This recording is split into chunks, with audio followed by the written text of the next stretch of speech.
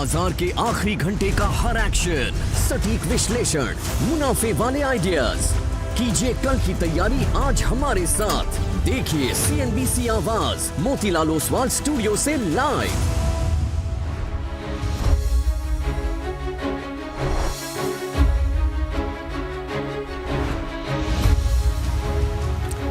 नमस्कार, CNBC आवाज Motilal Oswal live studio में आप सभी का स्वागत है। आप देख रहे हैं कमाई का अड्डा। मैं हूं आपके साथ श्रेया ठाकुर। हफ्ते का तीसरा कारोबारी सत्र और मार्केट क्या कहूँ, निफ्टी जहां थोड़ा पस नजर आएगा, फ्लैट इनफैक्ट कह लीजिए, और अभी कुछ मिनटों में थोड़ी सी हल्की सी यहाँ पे बिकवाली देखने को मिल रही है, लेकिन बैंक निफ्टी से स्ट्रेंथ है। PSU बैंक्स जैसे कि कल भी परफॉर्म कर रहे थे, वैसे स्ट्रेंथ आज के भी सेशन में देखने को मिल रही है। एक अच्छी चीज़ ये भी हुई कि IT रिकवर हुआ इंट्राडे में, लेकिन अभी भी देखिए तो 1.5% की गिरावट के साथ ही कारोबार कर रहा है। ब्रेथ ठीक ठाक है, लेकिन ऐसे मूड माहौल में क्या अप्रोच हो निफ्टी बैंक निफ्टी पे, रणनीति समझेंगे, स्टॉक स्पेसिफिक भी आइडियाज लेंगे। लेकिन शुरुआत हेडलाइन से।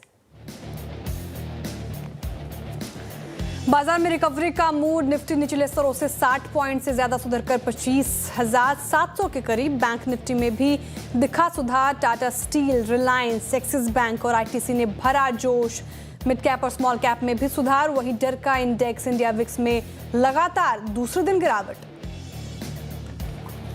ट्रंप टैरिफ में राहत की खबर से मेटल शेयर चमके। इंडेक्स करीब 1.25% मजबूत। Tata steel, Hindalco, JSW steel Nifty के टॉप गेनर्स में हुए शुमार। ट्रंप प्रशासन स्टील और एल्युमिनियम पर राहत देने के लिए कर रहा है विचार। फिलहाल अमेरिका में विदेशी स्टील और एल्युमिनियम पर 50% है ड्यूटी दर। मेटल के बाद सरकारी बैंकों और कैपिटल मार्केट शेयरों में अच्छी रौनक। 1 से 2% चढ़े दोनों सेक्टर इंडेक्स। उधर कैपिटल गुड्स शेयरों में खरीदारी। कमिंस और CG पार वायदा के टॉप गेनर्स में शुमार। साथ ही FMCG और डिफेंस में भी मजबूती। IT शेयरों में फिर बिकवाली। 1.5% ज्यादा टूटा Nifty IT index. Wipro LTIM 2% ज्यादा फिसल कर वायदा के टॉप लूजर्स में हुए शुमार। उधर आज इन्फोसिस पर ब्रोकरेजेस का बुलिश नजरिया भी नहीं आया काम। 1.5% फिसला इंडेक्स। सिगरेट कीमतों में बढ़ोतरी के संकेतों से ITC और गॉडफ्रे फिलिप्स में लगातार दूसरे दिन तेजी। गॉडफ्रे आज 15% से ज्यादा दौड़ा। साथ ही ITC निफ्टी के टॉप गेनर्स में शामिल। उधर चैनल चेक के मुताबिक कंपनियां 84mm वाली सिगरेट की कीमतें 17 रुपए से बढ़ाकर 24 रुपए प्रति स्टिक कर सकती हैं। नमस्कार, आप देख रहे हैं कमाई का अड्डा। मैं रहूंगी आपके साथ और इस पूरे 1.5 घंटे वीरेंद्र जी भी रहेंगे हमारे साथ हर रोज की तरह। Virendra ji, good afternoon. और 25,777 का एक इम्पॉर्टेंट लेवल बताया था आपने, RS1 25,760 तक गए हम हायर लेवल पर। और लोअर लेवल भी मैं देखती आसपास, जो आपने जिक्र किया था उसी के आसपास है। एक रेंज में कारोबार कर रहे हैं। कोई खास परफॉर्मेंस निफ्टी से देखने को नहीं मिल रही है। और कल्प्रिट हमने जैसा कि डिस्कस किया था IT ही है। लेकिन इस मूव को कैसे देख रहे हैं आप? क्लोजिंग तरफ बढ़ते हुए क्या अप्रोच होनी चाहिए? Good afternoon Shreya. देखिए श्रेया, निफ्टी बैंक हमें गिरने नहीं देगा और निफ्टी IT हमें चलने नहीं देगा। कुल मिला के सारी है इस बात इस गुफ्तगू का, है ना। देखिए हमारे पास एक बहुत ही रेस्ट्रिक्टेड, बहुत ही, अगर आप देखिए थिन, बहुत ही डिफाइंड एक जोन था श्रेया। मैं कल भी कह रहा था, मैं परसों भी कह रहा था, उससे पहले भी कह रहा था कि 25,800 का टूटना खराब था। 25,800 हमारा कॉन्फिडेंस था, और उस टूटने के क्रम में जब हमने उसे तोड़ दिया तो हम उसे रीगेन नहीं कर पा रहे हैं। लेकिन उसके नीचे आने के बाद 25,500 एक ऑप्शन बेस है, मंथली बेस है। लेकिन हमारे आज के सेशन और कल के सेशन की डाउन साइड को रेस्ट्रिक्ट जिसने किया, that was 20-day exponential average.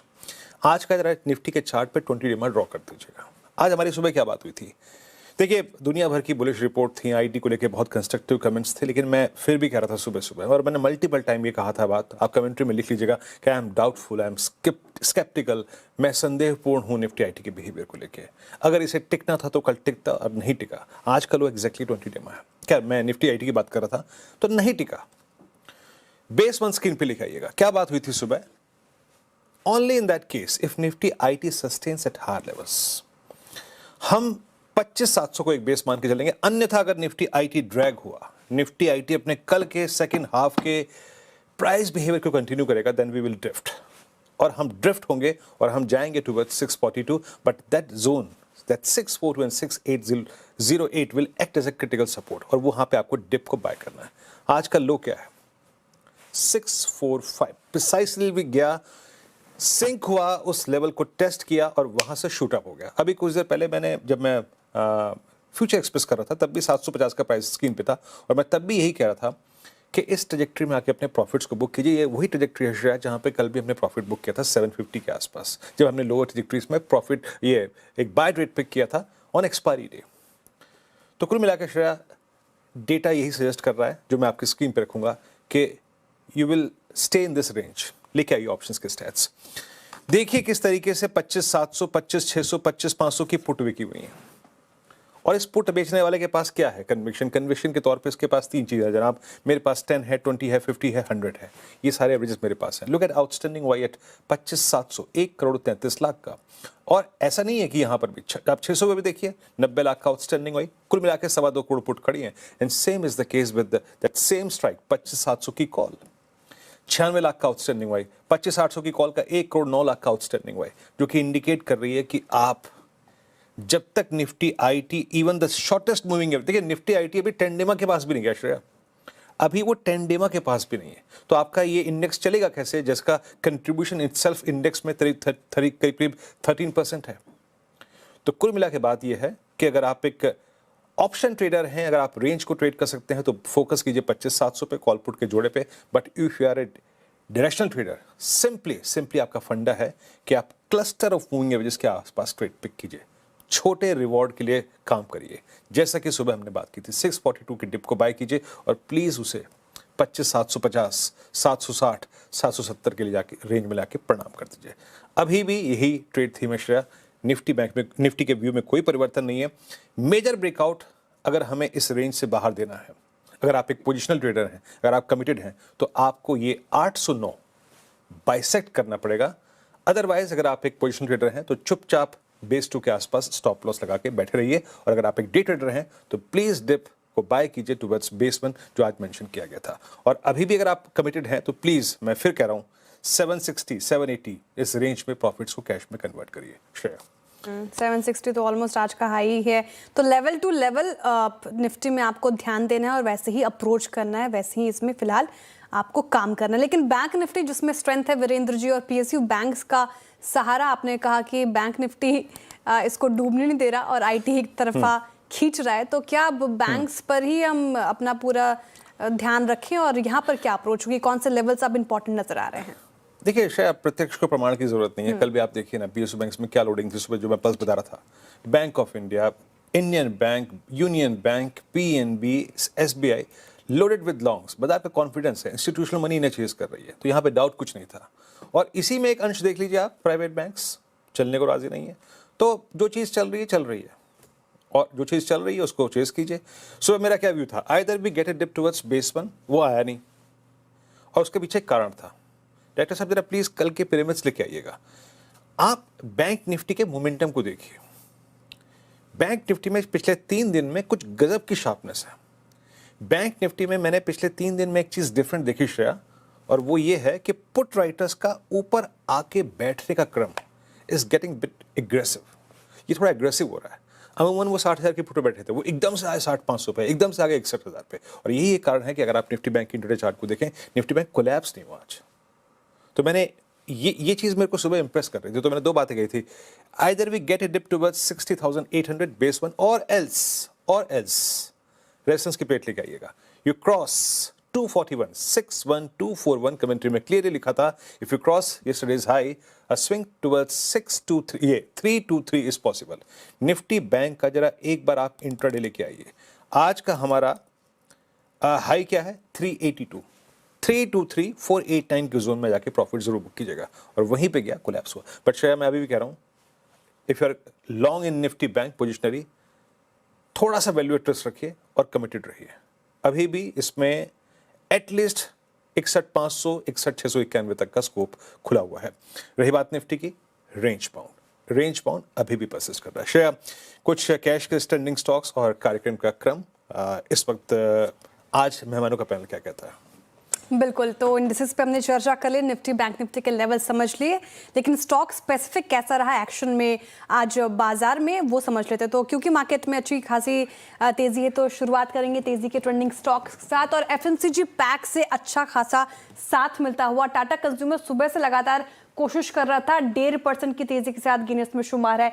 Steel पूरा मेटल पैक अगर आप देखें तो 1.5% की तेजी के साथ यहाँ पर भी अच्छी मजबूती बनी हुई है और टाटा स्टील ने इस लिस्ट में जगह बनाई, 3% ज्यादा की तेजी। और डोनाल्ड ट्रंप ने जो राहत दी है ड्यूटी को लेकर, उसका एक बड़ा इम्पैक्ट है। HDFC लाइफ हमारे पैनल द्वारा सुझाया भी गया था सुबह सुबह, और देखिए शानदार मूव, 3% अभी भी अप आज के सेशन में। तो लाइफ इंश्योरेंस स्पेस पर भी रखिए नजर। साथ ही अगेन FMCG पैक से ITC 0.25% तेज है आज। इसने सिगरेट के जो दामों में इजाफा हुआ है उसका एक बड़ा असर ITC और गोदफ्रे फिलिप पे हमें देखने को मिला। अगेन ये देखिए कैपिटल मार्केट गुड्स के जो स्टॉक्स है वो अच्छा कर रहे हैं। कैपिटल गुड्स स्पेशली कमेंट्स देखिए 3% ज्यादा की तेजी के साथ कर रहा है कारोबार। पेट्रोनेट LNG 3.5% आज के सत्र में उछल गया। डिफेंस में बाइंग नजर आ रही है तो भारत डायनामिक्स देखिए 0.3% की करीब यहाँ पे भी तेजी है। और हिताची एनर्जी ने आज के सेशन में अच्छा परफॉर्म किया, 3% की तेजी के साथ कर रहा है कारोबार। लेकिन बैकफुट पर अगेन आपको IT स्टॉक्स नजर आएंगे। विप्रो 2.5% लुढ़क गया। इन्फोसिस की ब्रोकरेज शानदार थी, इन्वेस्टर मीट में जो बातें सामने निकल कर आई वो अच्छी चीज थी, उसके बाद भी नहीं चला। हालांकि इंट्राडे में रिकवरी दिखाने की कोशिश की है लेकिन फिर भी 1.5% नीचे है। टेक महिंद्रा देखिए 2% नीचे। और इटर्नल कल भी टूटा, गिग वर्कर्स के वेलफेयर के लिए जो 1% देने की बात कही गई थी, और आज भी देखिए 2.5% का डेंट पड़ा है इस पर। वायदा में देखिए तो क्या कुछ एक्शन, वारी एनर्जीज यहाँ पे देखिए 3.5% का डेंट। ONGC जो क्रूड मिनरल में देखने को मिल रहा है उसका एक असर 2.5%। अगेन LTI माइंट्री और विप्रो में भी, वायदा बाजार में भी विप्रो ने अपनी जगह बनाई है लूजर्स में। तो काफी पेन IT स्पेस में। और ये तो फिलहाल बात हो गई स्टॉक्स की, लेकिन कार्यक्रम का क्रम समझते हैं। इस शो में क्या क्या चीजें होंगी वो आपके सामने रखते हैं। फंडामेंटल राय देने के लिए हमारे साथ होंगे जियोजीत इन्वेस्टमेंट्स के गौरांग शाह जी। टेक्निकल कॉल्स लेंगे हम प्रकाश गाबा, मानस जायसवाल, राजेश सातपुते, चंदन तापड़िया, विकास सालुंखे और आशीष कयाल जी से। 2:15 पर आशीष चतुर्वेदी आपको बताएंगे कि मेटल शेयर क्यों चमक रहे हैं। 2:20 पर कंचन नौटियाल बताएंगे AI में एग्रीमेंट कैसे बनेगा, ग्रोथ का नया आधार। 2:30 बजे नुपुर जैन को नया बताएंगे आपको कि क्वालिटी वॉल्स के शेयर ने क्यों पकड़ी है रफ्तार। 2:40 पर नुपुर ही बताएंगे आपको कि औरो फार्मा का शेयर क्यों फिसला। 2:45 पर आशीष चतुर्वेदी बताएंगे घरेलू फार्मा के लिए एप्स का चलन कैसे बढ़ा है। 2:50 पर बिग मार्केट वॉइस में हमारे साथ जुड़ेंगे आनंद राठी वेल्थ के ज्वाइंट CEO फिरोज अजीज जी। और 3:10 पे वीरेंद्र जी से स्ट्रैटेजी समझेंगे कल के लिए। और 3:15 पे लेंगे BTST STBT कॉल्स। चलिए अभी काम करते हैं। इस क्रम को समझने के बाद चलिए एक बार इंडेक्स को देख लीजिए। बस स्टार्टिंग पॉइंट पे 730 ऑन निफ्टी, और निफ्टी बैंक डे हाई पर ट्रेड करता हुआ। Prakash sir, good afternoon. आपका ट्रेड इस वक्त का? Good afternoon to you. मुझे स्टॉक जो पसंद है इस वक्त वो है मनप्पुरम फाइनेंस। सेटअप के हिसाब से सब कुछ सही है। 5-7 दिनों का कंसोलिडेशन हुआ, नीचे आया, फिर एक अपमूव शुरू हुआ है मनप्पुरम फाइनेंस में। 311 के आसपास ट्रेड कर रहा है मनप्पुरम फाइनेंस, और बहुत ही टाइट स्टॉप लगाएंगे, ज्यादा नहीं, 309 का, मतलब 2 रुपए का। फर्स्ट टारगेट 315, लेकिन हाई जोन देखेंगे आप आधे दिनों में Manappuram finance. Manappuram finance days high पर कर रहा है कारोबार 1.5% की तेजी के साथ, और गावसर को आ रहा है पसंद। ध्यान रखिए खरीदारी की राय यहाँ पर। आशीष कयाल जी, गुड आफ्टरनून। बताइए क्या पिक कर रहे हैं आप आज के लिए? देखिए आज के लिए जो बाई साइड पे होगा वहां पर यहाँ पर RBL बैंक है। RBL बैंक में एक अच्छा खासा रुझान देखा हुआ जा रहा है, और मेरे ख्याल से एक अच्छा मोमेंटम ओवरऑल बैंकिंग स्पेस में भी बन सकता है। तो RBL बैंक पे लॉन्ग पोजीशंस जाने की राय होगी। और यहाँ पर जो ऊपर में टारगेट निकल कर आ रहे हैं वो करीबन 342 का है, और स्टॉप लॉस जो लगाना होगा 315 का लगाना होगा। ओके, आशीष कयाल जी का RBL बैंक। मानस, आपका ट्रेड क्या रहेगा? Good afternoon Virendra ji. तो देखिए लॉरेस लैब पे खरीदारी करने की राय रहेगी। लॉरेस में 3-4 दिन से हम कंसोलिडेशन देख रहे थे, लेकिन आज हमें लॉरेस में एक फ्रेश ब्रेकआउट देखने को मिला है। करंट लेवल्स पे खरीदारी करने की राय रहेगी। 1019 का आपको स्टॉप लॉस लगाना है, और 1055 के टारगेट सेट करने हैं। लॉरेस लैब में ही कैश लेवल्स हैं। चाहे तो 1030 वाला कॉल ऑप्शन जो 15-16 रुपए पे ट्रेड हो रहा है उसमें 10 रुपए का स्टॉप लॉस लगा ले और 30 रुपए के टारगेट सेट कर ले। लॉरेस लैब, ये मानस जी को पसंद आ रहा है, अच्छी बाइंग यहाँ पर भी। विकास जी, गुड आफ्टरनून। बताइए क्या पिक कर रहे हैं अभी? गुड आफ्टरनून श्रेया जी। देखो ओवरऑल मार्केट का सेटअप मुझे अभी भी स्ट्रांग लग रहा है। उसमें मुझे लगता है कि पावर ग्रिड यहाँ पे स्ट्रांग लग रहा है, 300 के आसपास ट्रेड करते हुए देखने मिल रहा है। मुझे लगता है 318 के टारगेट यहाँ पे देखने मिल सकते हैं। नीचे में 294 का इंपॉर्टेंट बेस यहाँ पे लास्ट 2 ट्रेडिंग सेशन में बन चुका है। तो 294 के स्टॉप लॉस से पावर ग्रिड को बाय करना है 318 के टारगेट के लिए।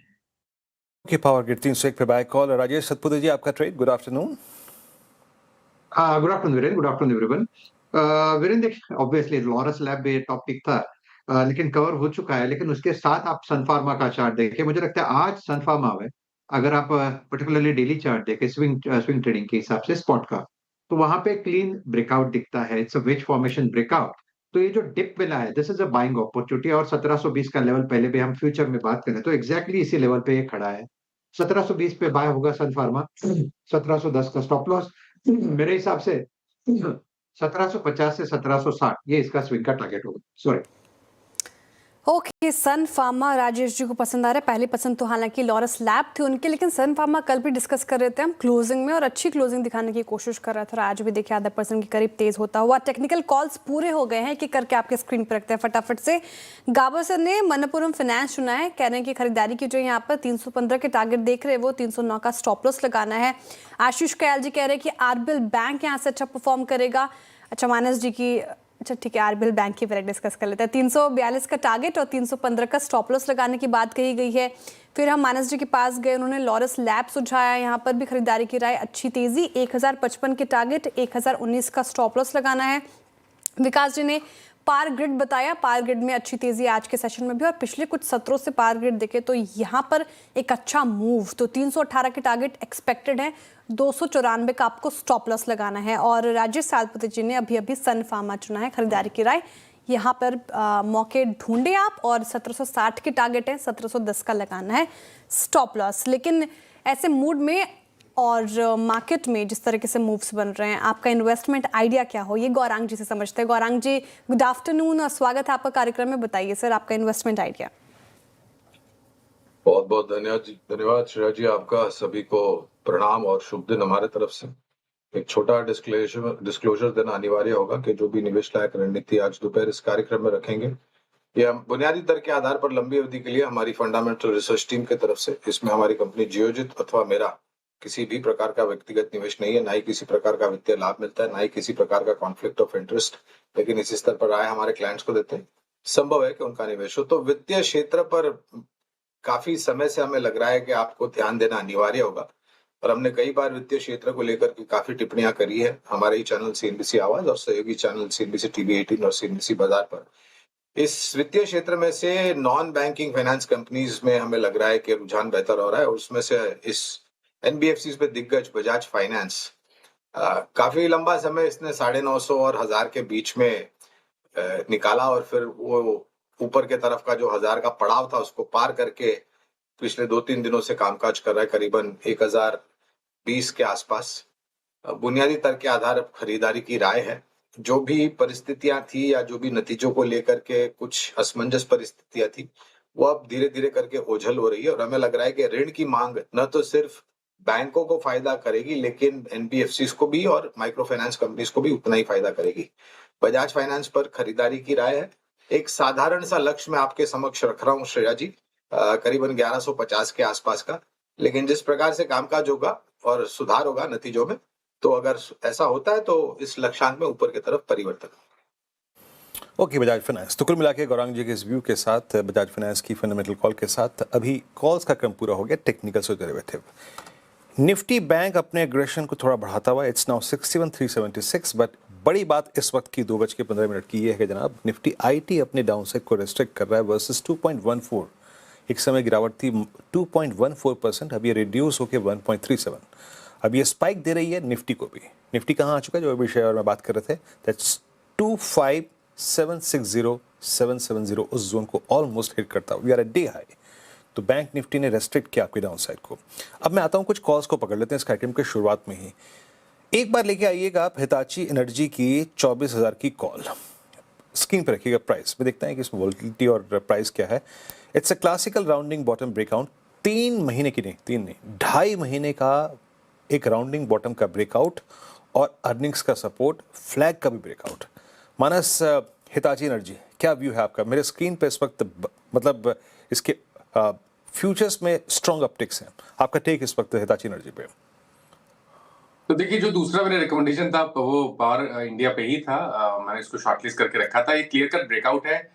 डिस्क्लोजर है कि इस पे हमने अपने क्लाइंट्स को भी रिकमेंडेशन दिया हुआ है, जिस तरह के पैटर्न बन रहे हैं वीरेंद्र जी, मेरा समझना है कि स्टॉक करीब करीब 24,300 के लेवल्स को टेस्ट कर सकता है। तो यहाँ से भी 700-800 रुपए की तेजी देखने को मिल सकती है। अगर ऑप्शन में ट्रेड लेना हो तो बिल्कुल 24,000 वाला जो कॉल ऑप्शन है वहां पर आप एक ट्रेड ले सकते हैं पावर इंडिया के। मेरे ख्याल से प्राइस चल रहे हैं 24,000 के कॉल ऑप्शन के करीब 375 रुपए। वहां पर आप खरीदारी करें, 190 रुपए का स्टॉप लॉस लगाइए, ये पोजिशनल ट्रेड होगा। ऊपर की तरफ 800 रुपए तक के टारगेट 24,000 के कॉल ऑप्शन देखने को मिल सकते हैं। ओके, तो हिताची एनर्जी की लगभग 375 पे कॉल ट्रेड कर रही है। डॉक्टर साहब उस वक्त मेरे ख्याल से निकाल नहीं पाए थे, लेकिन ये 360 के आसपास थे और नहीं 350 के आसपास है, इसको बाय करना है। हिताची की कॉल और एक स्टॉक और उसके बाद शेयर के बाद चलते हैं, दैट्स मैरिको भी डे हाई पर, और ये 2 बजे के ये कार्यक्रम हम इसकी चर्चा कर रहे हैं, बट 12 बजे एक कॉल भी थी CNBC आवाज़ पर। It's almost striking 795। Prakash sir, Marico all time high, और ये अब पिछले 2 साल से इसने लीडरशिप FMCG के अपने पास रखी है, ये किस तरह बढ़ रहा है? हायर टाइम फ्रेम पे देखना चाहिए मैरिको को वीरू। जो सेटअप है वीकली टाइम फ्रेम में बहुत ही बढ़िया है। अब ट्रेड करा 795। क्या ये 1000 की तरफ जा रहा है? यस, 1000 मतलब यहाँ से 200 रुपया पॉसिबल। अगर हायर टाइम फ्रेम पे देखे तो शॉर्ट टर्म पे ट्रेड करा 795, एक ट्रेड लगाना है बिल्कुल ले सकते हैं। स्टॉप लगाइए करीब 790 का, करीब 5 रुपए का। अपसाइड ये 800-810 तक चला जाएगा, लेकिन इस मैरिको को स्टॉक को हायर टाइम फ्रेम पे देखना चाहिए, अच्छा मूव मिल सकता है मैरिको डेज हाई पर अच्छा मूव मिल सकता है। इनफैक्ट मैं भी FMCG पैक ही देख रही थी पूरा। मैरिको रखिएगा स्क्रीन पर, डेज हाई पर है। नेस्ले डेज हाई पर बनने की कोशिश, उसके बाद HUL रखिएगा, ये भी उसी तरफ बढ़ता हुआ। टाटा कंज्यूमर, ITC की तो चर्चा कर ही रहे हैं हम। इनफैक्ट क्वालिटी वॉल्स 5% अप है आज के सेशन में। 26% के डिस्काउंट पर लिस्ट हुआ था, फिर गिरा था, लेकिन आज जिस तरीके से वॉल्यूम से, वो समझेंगे आगे शो में कि आखिर हुआ क्या क्वालिटी वॉल्स में। लेकिन डाबर रखिए एक बार स्क्रीन पर। और सुबह CNBC आवाज़ पर जब ब्रोकरेज रिपोर्ट्स डिस्कस कर रहे थे हम, तो साफ तौर पर कहा गया था कि काफ़ी नेगेटिव है ब्रोकरेजेस। अंडरवेट की कॉल आई थी, सीधे काफ़ी नीचे के टारगेट 400 के आसपास के टारगेट आए थे। और देखिए इंट्राडे में इसने अपनी जो बढ़त थी वो गवाई। इंट्राडे हाई से ये 20 रुपये नीचे आया है डाबर। राजेश सातपुते जी, डाबर का चार्ट देखें आप। मैनेजमेंट में फेरबदल हुआ था और हमने सुबह बताया था CNBC आवाज़ पर कि काफ़ी आज फोकस में रहेगा, क्योंकि कुछ भी हो सकता है। अब यहाँ पर क्या किया जाए? श्रेया, देखिए अगर डाबर का चार्ट देखे तो ये आप कह सकते हैं कि न्यूज के बाद यहाँ पे प्रॉफिट बुकिंग देखी गई, थोड़ी सीवियर है। अगर आप डेटा भी देखें तो ओपन इंटरेस्ट करीबन 8% अप है, और जिस तरह से पैटर्न दिख रहा है दैट्स अ शॉर्ट बेटा। तो ये अगर किसी के पास पोजीशन है तो मुझे लगता है डाबर से निकल जाइए एक बार के लिए। प्रोबेबली छोटा मोटा लॉस होगा, 514 515 तक का पुल बैक एक स्विंग आ सकता है जहां पे एग्जिट लेनी है।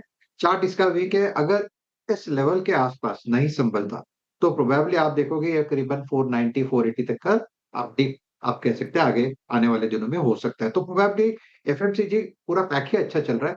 डाबर थोड़ा कॉन्ट्रा, प्रोबेबली वीकनेस थोड़ा और दिखाएगा। डाबर के बाद थोड़ा सा वीकनेस यहाँ पर। अब देखते हैं यहाँ से कैसे मूव्स रहते हैं, लेकिन FMCG पैक अच्छा परफॉर्म करता हुआ। FMCG पैक के अलावा मेटल इंडेक्स रखिएगा स्क्रीन पर, और सुबह से यहाँ पर भी तेजी बनी हुई है। मेटल इंडेक्स भी डेज हाई पर है 1.5% की तेजी के साथ इनफैक्ट। और दरअसल एक तरफ खबरें ये हैं कि ट्रंप प्रशासन एल्यूमिनियम टैरिफ में राहत देने पर विचार कर रहा है, वहीं दूसरी तरफ अगर आप देखें तो एल्यूमिनियम कीमतों में नरमी दिखी है। और एल्यूमिनियम कंपनियों पर एक कोटक की रिपोर्ट भी आ गई है, उस रिपोर्ट को समझते हैं, साथ ही मेटल स्पेस को समझने की कोशिश करते हैं आशीष चतुर्वेदी से। आशीष, गुड आफ्टरनून। बताइए, मेटल में चमक आज जोरदार है। गुड आफ्टरनून श्रेया, बिल्कुल सही कहा, जोरदार चमक देखने को मिली और कल के कट के बाद तो आज बढ़िया रिबाउंड है। आज खास बात यह है कि एल्यूमिनियम का जिक्र किया, खबर आपने बता दी, लेकिन आप देखिए, आप कोई भी स्टॉक देखिए, आप टाटा स्टील देखिए, सेल देखिए, Lloyd metals, graphite India, HEG या NMDC स्टील, NMDC, कोई भी मेटल पैक का स्टॉक आप देखें, तमाम स्टॉक्स में आपको काफ़ी बढ़िया तेज़ी नजर आएगी। अच्छे मूव्स के साथ सभी में कारोबार देखने को मिल रहा है। लेकिन ये बात साफ है कि एल्यूमिनियम स्टॉक्स थोड़े से खास हैं। एक तो एक खबर जो आपने बताई, और दूसरी बात यह कि कोटक सिक्योरिटीज़ की तरफ से एक बहुत इंटरेस्टिंग नोट आया। अब दरअसल आप देखें तो मेटल्स में खास तौर पर जो एल्यूमिनियम है, कॉपर है और बुलियन, यहाँ पर एक करेक्शन आपको देखने को मिला है। इस करेक्शन के बाद निवेशकों को थोड़ा सा भरोसा देने वाली रिपोर्ट है, और इसमें कहा है कि हाई से एल्यूमिनियम की जो कीमतें ये तकरीबन 7% टूट चुके हैं, करेक्ट हो चुके हैं। $30,030 प्रति टन के आसपास का भाव चल रहा है। लेकिन इस करेक्शन के बाद भी FY25 के एवरेज प्राइसेस से कंपेयर करके देखें तो जो अभी का भाव है ये 20% ज़्यादा है। अच्छा, इस रिपोर्ट में एक और बात कही गई है कि इस भाव से भी थोड़ा सा अगर मान लीजिए करेक्शन आ गया तो भी कंपनीज बहुत ज़्यादा वेल प्लेस्ड हैं फाइनेंशियल्स के तौर पर, और एल्यूमिनियम एज अ मेटल के फंडामेंटल्स बहुत इंटैक्ट यहाँ पर देखने को मिल रहे हैं। कारण काफ़ी सारे हैं एल्यूमिनियम में और बाकी मेटल्स में गिरावट की। इनमें से सबसे पहला एक है कि जो रेट कट की रफ्तार है, जो पेस है, वो थोड़ी सी धीमी हुई है।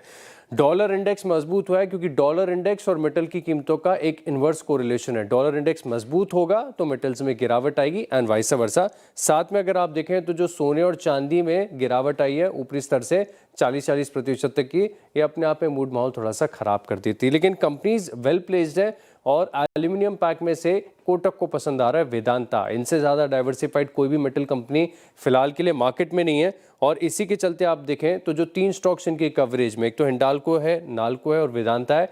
अच्छा, हिंडाल्को और नाल्को यहाँ पर दोनों पर ये बिकवाली की राय दे रहे हैं। हिंडाल्को पर 850 का टारगेट, नाल्को पर बिकवाली की राय 350 का टारगेट। लेकिन वेदांता ये स्टॉक पसंद है, खरीदारी की राय दे रहे हैं 890 के टारगेट के लिए।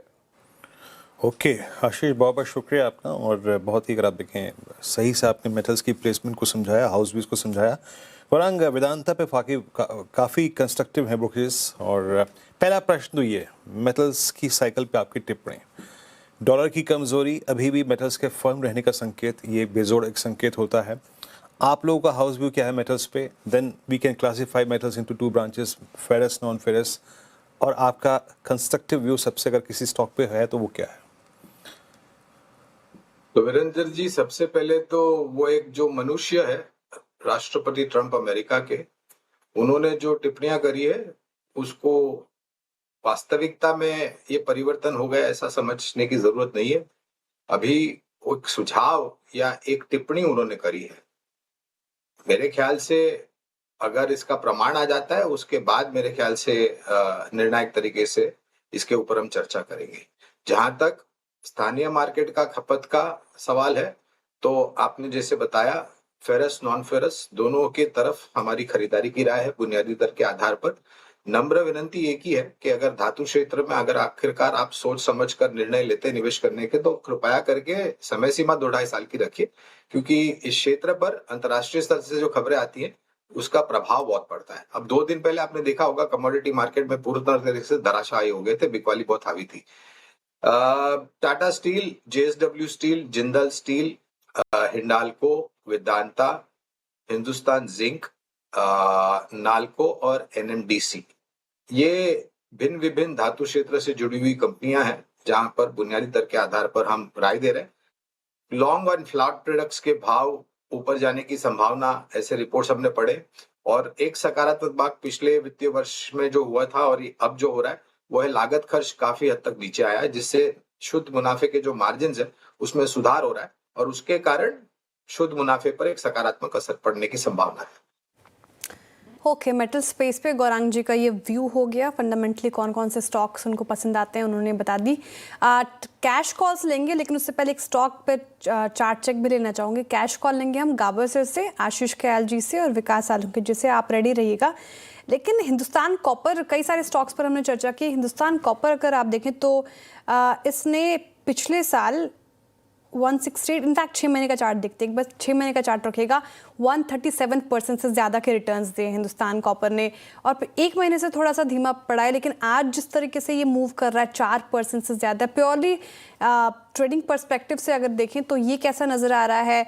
मानस जी, आप देखेंगे हिंदुस्तान कॉपर का चार्ट?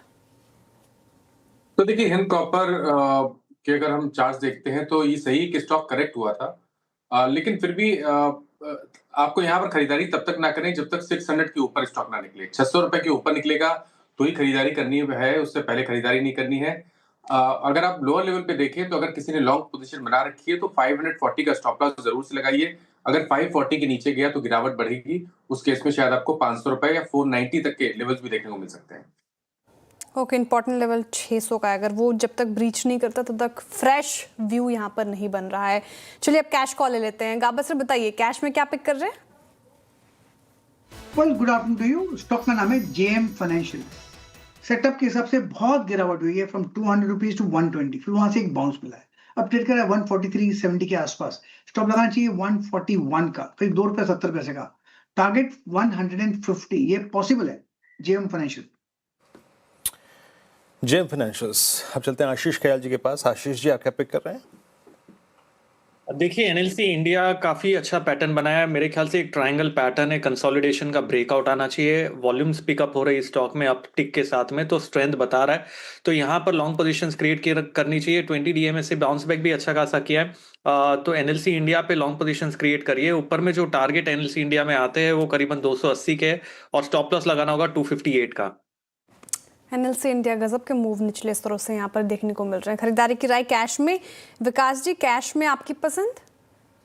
जी हाँ, मेरी है एचएफसीएल जो है 73 के आसपास ट्रेड करते हुए देखने मिल रहा है। मुझे लगता है एक फ्रेश ब्रेकआउट इस काउंटर में देखने मिला था लास्ट कुछ दिनों में।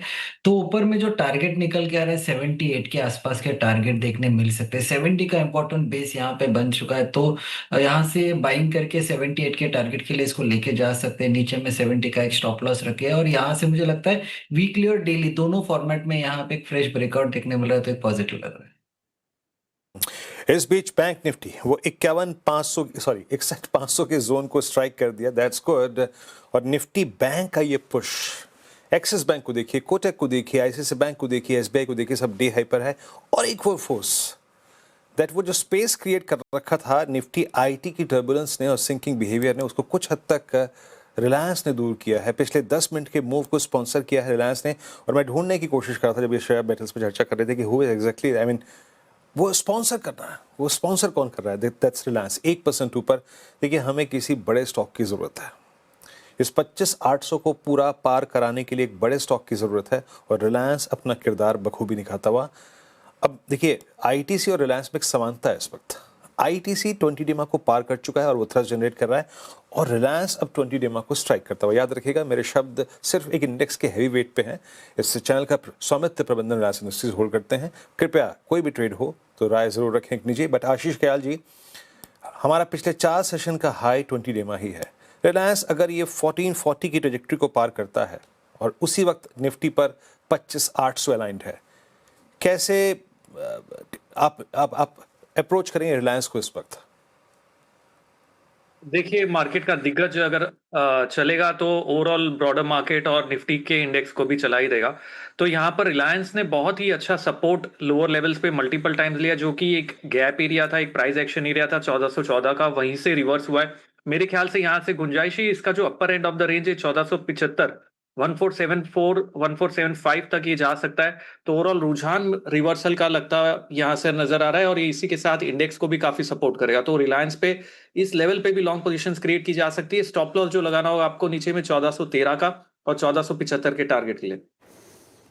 रिलायंस 1475 के टारगेट देख रहे हैं। डिस्क्लेमर प्लेट फिर से एक बार रख देते हैं स्क्रीन पर। रिलायंस हमारी पेरेंट कंपनी, तो कोई भी खरीद फरोख्त करनी हो अगर आपको, तो अपने पर्सनल एडवाइजर की सलाह के साथ ही ऐसा करें। और मार्केट अपडेट्स हाई की तरफ बढ़ता हुआ देखते हैं कि कितना टिकता है।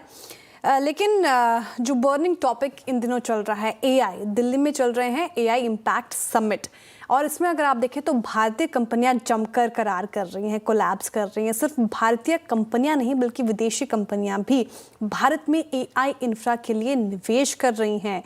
क्या है डिटेल्स बताने के लिए हमारे साथ है कंचन नौटियाल। कंचन, ये जो दिल्ली में एआई समिट चल रहा है, काफी कोलैब्स हो रहे हैं कि इंडियन कंपनीज और फॉरेन कंपनीज में? काफी कोलैब्स हो रहे हैं। आप स्क्रीन पे पहले नाम देखिए, एआई करार, ग्रोथ का नया आधार, और ये बात अब सच होती हुई दिखाई दे रही है। बिकॉज जिस तरीके से हम ग्लोबली देख रहे हैं कि एआई बहुत ज्यादा हॉट टॉपिक बना हुआ है, काफी सारे इंटरेस्टिंग न्यूज आ रही है, फ्यूचर को लेकर काफी फोकस किया जा रहा है, जिसके चलते अब इंडियन कंपनीज ने भी अपने स्टॉक्स जो हैं अप कर लिए, ताकि जोरों शोरों से हम भी इस रेस में जो है भागने की तैयारी कर ले। हम अगर देखें कि जितने भी बाकी के देश भी हैं और इंडिया भी इनफैक्ट काफी तेजी से काम कर रहा है अपने एआई इंफ्रा को और भी ज्यादा मजबूत करने के लिए। ओपन एआई की बात करी जाए तो उसने भी इंडिया में एआई इंफ्रा के लिए काफी सारे जो अग्रीमेंट्स हैं उनको साइन किया है। अडानी ग्रुप भी यहाँ पे एआई रेडी डेटा सेंटर में करीब करीब $100 अरब का इन्वेस्टमेंट करने वाली है। अमेजॉन, माइक्रोसॉफ्ट, गूगल भी यहाँ पे $50 अरब से ज्यादा का इन्वेस्टमेंट करेगी, ये कंपनी की रिलीज में बताया गया है। लेकिन इस टाइम पे अगर हम कंपनी स्पेसिफिक देखें तो इंडियन कंपनीज भी अब इस रेस में काफी तेजी से आगे बढ़ रही है। सबसे पहले अगर हम देखें, नेटवेब ने तो एनवीडिया के साथ करार किया है ताकि make in India super computing AI system को लॉन्च किया जा सके, जिसका असर हमें आज शेयर में भी सीधा सीधा देखने को मिला। सुबह स्टॉक्स एंड न्यूज में भी इसका जिक्र किया गया था। E2E नेटवर्क की बात करी जाए तो यहाँ पे भी एनवीडिया के साथ पार्टनरशिप हुई है एडवांस एआई फैक्ट्रीज बनाने के लिए, और इनफैक्ट ब्लैकवेल जीपीयू क्लस्टर के लिए भी इन्होंने जो अपना सौदा है उसको आगे बढ़ाया है। इन्फोसिस एंथ्रोपिक के बीच में भी करार हुआ है, जिससे हमने देखा था कि कल मार्केट आवर में काफी तेजी देखने को मिली थी। यहाँ पे ये जो अग्रीमेंट है एडवांस एआई सॉल्यूशंस को डेवलप करने के लिए किया गया है। हेक्सावेयर रेपलिट की बात करी जाए तो यहाँ पे ये दोनों कंपनी मिलकर एआई बेस्ड सॉफ्टवेयर डेवलपमेंट करेगी। इटर्नल ओपन एआई के बीच में भी ये करार जो है किया गया है ताकि एआई इंफ्रा को और भी ज्यादा इटर्नल के मजबूत किया जा सके। और एडवांस माइक्रो की बात करी जाए तो इसने टीसीएस के साथ पार्टनरशिप की है एआई फैक्ट्रीज और डेटा सेंटर के लिए पूरा का पूरा जो इंफ्रास्ट्रक्चर है उसको तैयार किया जा सके। और अभी थोड़ी देर पहले हमने देखा था कि एलएनटी की तरफ से भी खबर आई है कि इन्होंने एनवीडिया के साथ पार्टनरशिप की है gigawatt scale AI infra develop करने के लिए। तो हम देख रहे हैं कि इन्हीं दिनों में कितने सारे जो कंपनीज के अग्रीमेंट्स हैं वो साइन हुए हैं ताकि एआई पे फुल फोकस किया जा सके। बिल्कुल कंचन, शुक्रिया जानकारी के लिए। और एआई की तरफ अग्रसर होकर सारी कंपनियां काम कर रही हैं, इंडियन कंपनीज अब काफ़ी एक्टिव हो गई हैं। लेकिन वीरेंद्र जी, आज एक रिपोर्ट पढ़ रही थी मैं, इनफैक्ट उस पर मैंने शॉर्ट वीडियो भी बनाया, जो विनोद खोसला जी हैं, सिलिकॉन वैली के लेजेंडरी वेंचर कैपिटलिस्ट, उन्होंने कहा कि 2050 तक जॉब की ज़रूरत ही नहीं होगी और 2030 तक आईटी सर्विसेज और बीपीओ इंडस्ट्री जो है पूरी वो ख़त्म हो जाएगी। और क्योंकि इतने प्रोमिनेंट फिगर हैं वो, उन्होंने सन माइक्रोसिस्टम के को फाउंडर है, अर्ली इन्वेस्टर है गूगल अमेजोन के, तो दूरदृष्टि रखते हैं वो, और उनकी तरफ से ये बड़ा बयान और उसके बाद से एकदम से डर का माहौल हो गया है। नहीं तो उन्होंने क्या कहा, मैं इस रिपोर्ट को नहीं पढ़ा, लेकिन उन्होंने क्या कहा कि उन्होंने कहा कि वर्कफोर्स जाएगी कहाँ पर? ये वही मेरा भी यही सवाल, मैं यही पूछना चाह रही थी आपसे कि 2050 जब जॉब भी की जरूरत नहीं होगी तो करेंगे क्या हम? मुझे देखिए मैंने इतनी कैलकुलेशन तो नहीं करी, लेकिन मैं मानता हूँ कि मानव सभ्यता बहुत पुरानी है, ठीक है ना। .com क्राइसिस आया था, ऐसा लग रहा था कि उस वक्त सब कुछ खत्म हो जाएगा, वो भी समा गया। आप यकीन मानिए 2050 में अगर मैं रहा तो मुझसे पूछ लीजिएगा, ये भी चला जाएगा बहुत अच्छी तरीके से। अच्छा गौरांग जी, हाँ गौरांग जी भी कुछ कहना चाहते। श्रेया जी 2050 आने तो दीजिए। नहीं तब देखेंगे। गौरांग जी तर्क ये है ना, अभी से चिंता क्यों करना? आपके जो वास्तव में है उसको स्वीकार कीजिए, उसको जी लीजिए। अब 2050 यानी कि करीबन 24 साल की हम बात करें, ठीक है? तो 24 साल के बाद जो होने वाला है उसकी चिंता करके आप अपने वर्तमान को क्यों खराब कर? श्रेया मैं बताऊं, एक बताऊं, बिल्कुल सही कह रहे हैं गौरांग। कोविड ने ना मेरी सोच को बदल दिया है, कोविड ने मेरी सोच को बदल दिया। आपके बगल में बैठा आदमी आपके साथ रहेगा, आप उसके साथ रहोगे कि नहीं रहोगे कुछ मालूम नहीं होता। So just focus on next 1-2 years, उससे ज़्यादा दूर सोचने की जरूरत नहीं है।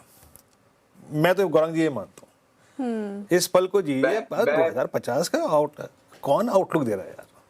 और ये लेबर कहीं ना कहीं चली जाएगी, कहीं ना कहीं एग्जॉस्ट हो जाएगी, आप चिंता मत करिए। क्यों गौरांग जी? और चिंता कर करके आप क्यों अपने समय व्यर्थ कर रहे हैं यार? जी लो जिंदगी, भगवान ने एक जिंदगी जी है, जितनी जीने मिले अच्छी से जी लो। मैं भी यही सोच रही थी, बिल्कुल सहमत हूँ मैं गौरांग जी आपकी बातों से। इनफैक्ट वर्तमान में ही रहना चाहिए।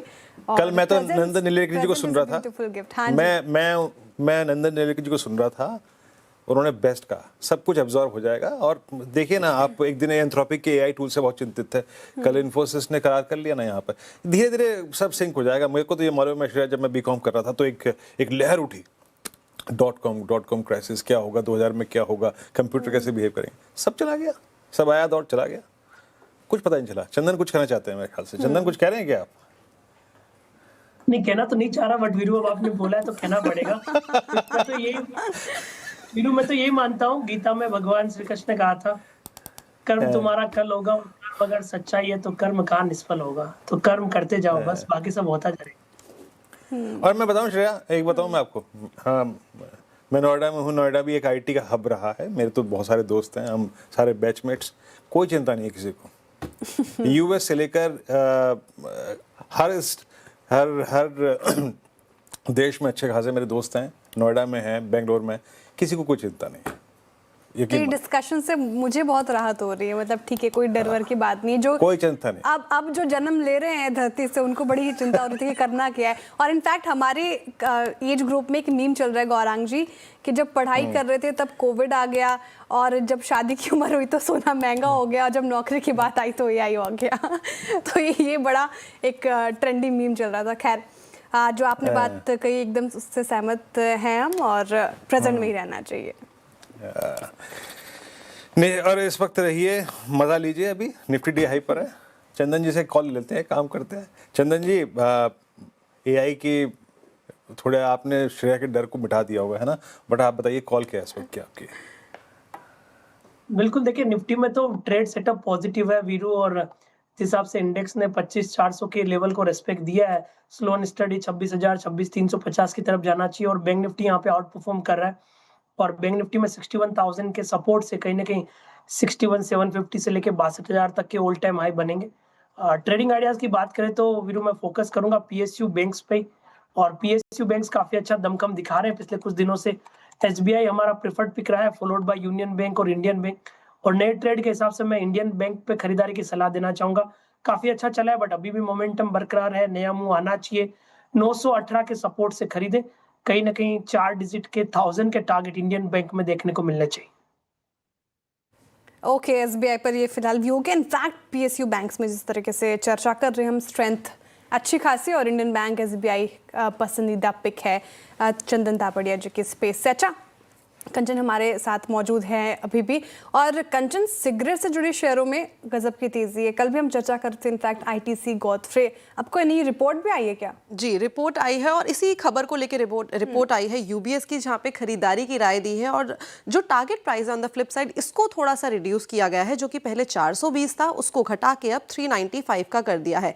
देखिए, जो डिस्ट्रीब्यूशन चेक हुआ है वहां से भी यही इंडिकेशन मिल रहे हैं कि जो सिगरेट के प्राइस है वहां पे हमें इजाफा देखने को मिल सकता है। इसमें यह है कि जितने भी प्रीमियम सिगरेट है, यानी कि जो 17 रुपए से ऊपर के दाम जिन सिगरेटों के हैं, वहां पे हमें बड़ा इंपैक्ट आता हुआ दिखाई देगा, लेकिन जो सस्ती सिगरेट है 10 रुपए की, 9 रुपए की, 7 रुपए की, यहाँ पे जो इंपैक्ट है वो हमें लिमिटेड देखने को मिलेगा। जो 17 रुपए वाली सिगरेट है, माना ये जा रहा है कि उसका प्राइस अब बढ़ के 24 रुपए का हो सकता है, और जो 10 या 11 रुपए की सिगरेट है उसमें हमें केवल 1.5 से 2 रुपए का ही जो इजाफा है वो देखने को मिलेगा। तो अब इंडिकेशन काफी ज्यादा और भी स्ट्रांग होते जा रहे हैं। और अगर हम स्पेसिफिक एक सिगरेट की बात करें, जो प्रीमियम सिगरेट है गोल्ड फ्लेक को, उसके दामों में भी, जो कि अभी कंपनी की तरफ से कोई भी अनाउंसमेंट नहीं आया है, लेकिन चैनल चेक की तरफ से यही पता चला है कि यहाँ पे भी हमें 4 से 5 रुपए का इजाफा जो है वो देखने को मिल सकता है। तो जो सिगरेट पीने वाले हैं उनके लिए तो काफी बुरी खबर है, लेकिन कंपनीज का जो प्राइस है वो भागता ही जा रहा है। तो श्रेया को बहुत, ये क्या कह रहा हूँ, श्रेया कह रहा हूँ, कंचन को बहुत चिंता है? कोई दिक्कत की बात नहीं, चिंता नहीं है। शेयर प्राइस इन्वेस्टर्स की तरफ से मैं खुश हूँ। मैं तो कल से ये सोच रहा हूँ कि जितनी रिसर्च आपने और आशीष ने बताई है हमको, ये कितनी नाना प्रकार की सिगरेट आती हैं यार, इतने mm की, इतने mm की, एक छोटी एक बड़ी, गजब यार। उस टाइम तो कुछ और हुआ करता था पहले तो। खैर, बहुत बहुत शुक्रिया आपका। और ITC और गॉडफ्रे फिलिप्स ये 2 दिन से डिस्कशन का केंद्र रहे हैं। कंचन, बहुत बहुत शुक्रिया आपका। ITC एक बार लिखे आइएगा स्क्रीन पे प्लीज़, इट्स 331, और एक बार गॉडफ्रे फिलिप रखिएगा, इट्स 2440। गौरंग, अभी कंचन, हालांकि मैं तो मजाक में बात बोल रहा था, लेकिन ऑन सीरियस नोट, ये प्राइस हाइक जो है एब्जॉर्ब हो ही जाएंगे, और हो भी जाते हैं हिस्टोरिकली, और फाइनली उन्होंने प्राइस हाइक ली है। आपका टेक क्या कह रहा है? कैसे अप्रोच करेंगे आप ITC और गॉडफ्रे फिलिप को इस वक्त? हालांकि गॉडफ्रे फिलिप बहुत खराब शेप में है इस वक्त। तो देखिए, ITC पर खरीदारी की राय है वीरेंद्र, क्योंकि ITC के पास तंबाकू और सिगरेट कामकाज या कारोबार के अलावा और काफी सारे कामकाज है, और पहले एक होटल भी हुआ करता, अब उसको डीमर्जर करके अलग रूप में लिस्ट किया गया है। योगदान तंबाकू पदार्थ और सिगरेट से आता है ITC के बैलेंस शीट पर, और बाकी अन्य जो कारोबार उससे भी आ रहा है। और पिछले कुछ सालों में जो रणनीति में बदलाव किया है कारगर, जमीनी स्तर पर उसको अमल में लाया गया, और वो बाकी अन्य कारोबार से योगदान और भी बढ़ रहा है। तो ITC पर हमारी खरीदारी की राय है। और मैं ये भी मानता हूँ वीरेंद्र के, ये जो कुछ सिगरेट के दाम 40%, मतलब एक रिपोर्ट आज सुबह ही पढ़ रहा था, ऐसा सुनने में आया और पढ़ने में आया कि 20 से 40% तक की वृद्धि सिगरेट के पैकेट और सिगरेट के दामों में होगी। तो ऐसी परिस्थिति में सिगरेट बनाने वाली कंपनियां क्या करती हैं, अपने जो प्रोडक्ट होते हैं उसमें बदलाव लाते हैं, और कहीं ना कहीं वो जो एक रास्ता निकालने का प्रयास करते हैं, अब वो कितना कारगर होता है नहीं होता वो तो आने वाले भविष्य में पता चलेगा। लेकिन हाँ, आईटीसी पर बुनियादी दर के आधार पर लंबी अवधि की खरीदारी की राय है। जो 40% के दाम बढ़ेंगे जो ब्रांड्स में, वहां पर मेरे ख्याल से सेवन को लेकर के थोड़ा बहुत प्रश्न चिन्ह लग सकता है, क्योंकि दाम काफी ऊपर के तरफ जो मैंने पढ़े हैं, काफी ऊपर के तरफ के बदलाव होंगे। बदलाव दिख रहा है। आईटीसी आपको अच्छा लग रहा है। 2% की तेजी के साथ डेज हाई पर कर रहा है कारोबार।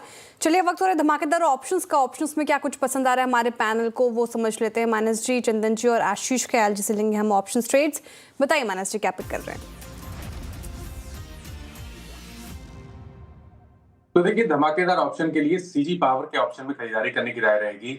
सीजी पावर में एक फ्लैग पैटर्न का ब्रेकआउट है, तो इसका 710 वाला कॉल ऑप्शन जो 12 रुपए पे ट्रेड हो रहा है, उसमें 8 रुपए के स्टॉप लॉस से खरीदारी करेंगे। 20 रुपए तक के टारगेट पॉसिबल है। आशीष जी, आपका ट्रेड क्या रहेगा? देखिए, यहाँ पर टू व्हीलर स्पेस से बजाज ऑटो बहुत ही जबरदस्त चार्ट ब्रेकआउट लग रहा है स्पॉट पे भी। तो यहाँ पर 9,900 का कॉल है जो करीबन 100 रुपया चल रहा है। यहाँ पर लॉन्ग पोजीशंस क्रिएट करने की राय होगी। अच्छा मोमेंटम बन सकता है यहाँ पर। और यहाँ पर जो स्टॉप लॉस लगाना होगा करीबन 55 रुपए का और टारगेट 185 का। बजाज ऑटो काफी अच्छा करता हुआ ये काउंटर, सुबह से हम चर्चा भी कर रहे हैं। तो यहाँ पर आपको 9,900 का कॉल लेना है। चंदन तपड़िया जी, ऑप्शंस में क्या पिक कर रहे हैं? बिल्कुल, देखिए कहीं ना कहीं वापस मेटल और स्टील काउंटर में एक पॉजिटिव मूव देखने को मिला है और मैं यहाँ पे टाटा स्टील को क्लोजली वॉच कर रहा हूँ। मेजर ट्रेंड पॉजिटिव है और पिछले लगभग 6-7 दिनों का कंसोलिडेशन ब्रेकआउट सरपास होने के लिए तैयार हो रहा है। राइजिंग सपोर्ट ट्रेंड लाइन यहाँ पे अच्छी तरीके से होल्ड हो रही है और इनफैक्ट ऑप्शंस के डेटा में देखें तो पुट राइटिंग के सेटअप के साथ में लॉन्ग के बिल्डअप देखने को मिल रहा है। तो टाटा स्टील की 210 की कॉल खरीदारी की सलाह रहेगी। 2 रुपए 30 पैसे के आसपास चल रही है। 50 पैसे के आसपास का सपोर्ट आएगा। ऊपर में 5 रुपए तक का टारगेट टाटा स्टील का 210 का कॉल दिखा सकती है। अच्छा, यहाँ पे कॉल्स पूरी होगी। टाटा स्टील ये 210 की कॉल होगी। अभी बात हो रही थी ना शेयर की, शेयर ने जिस रिपोर्ट का जिक्र किया था 2050 तक की जॉब्स ली जाएंगी। मैं गौरांग जी से उस वक्त एक बात कहने वाला था। शेयर आज से लगभग आप समझ लीजिएगा कि 2017-18 की बात बता रहा हूँ मैं आपको। मैं गौरांग जी, आप बताइएगा अग्री हैं कि नहीं है। उस वक्त पीएसयू बैंक्स कोलैप्स हो रहे थे, है ना, सारे कोलैप्स हो रहे थे।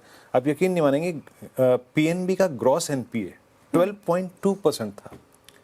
12.2%। और वो नीरव मोदी वाला कांड उसी वक्त हुआ था, है ना।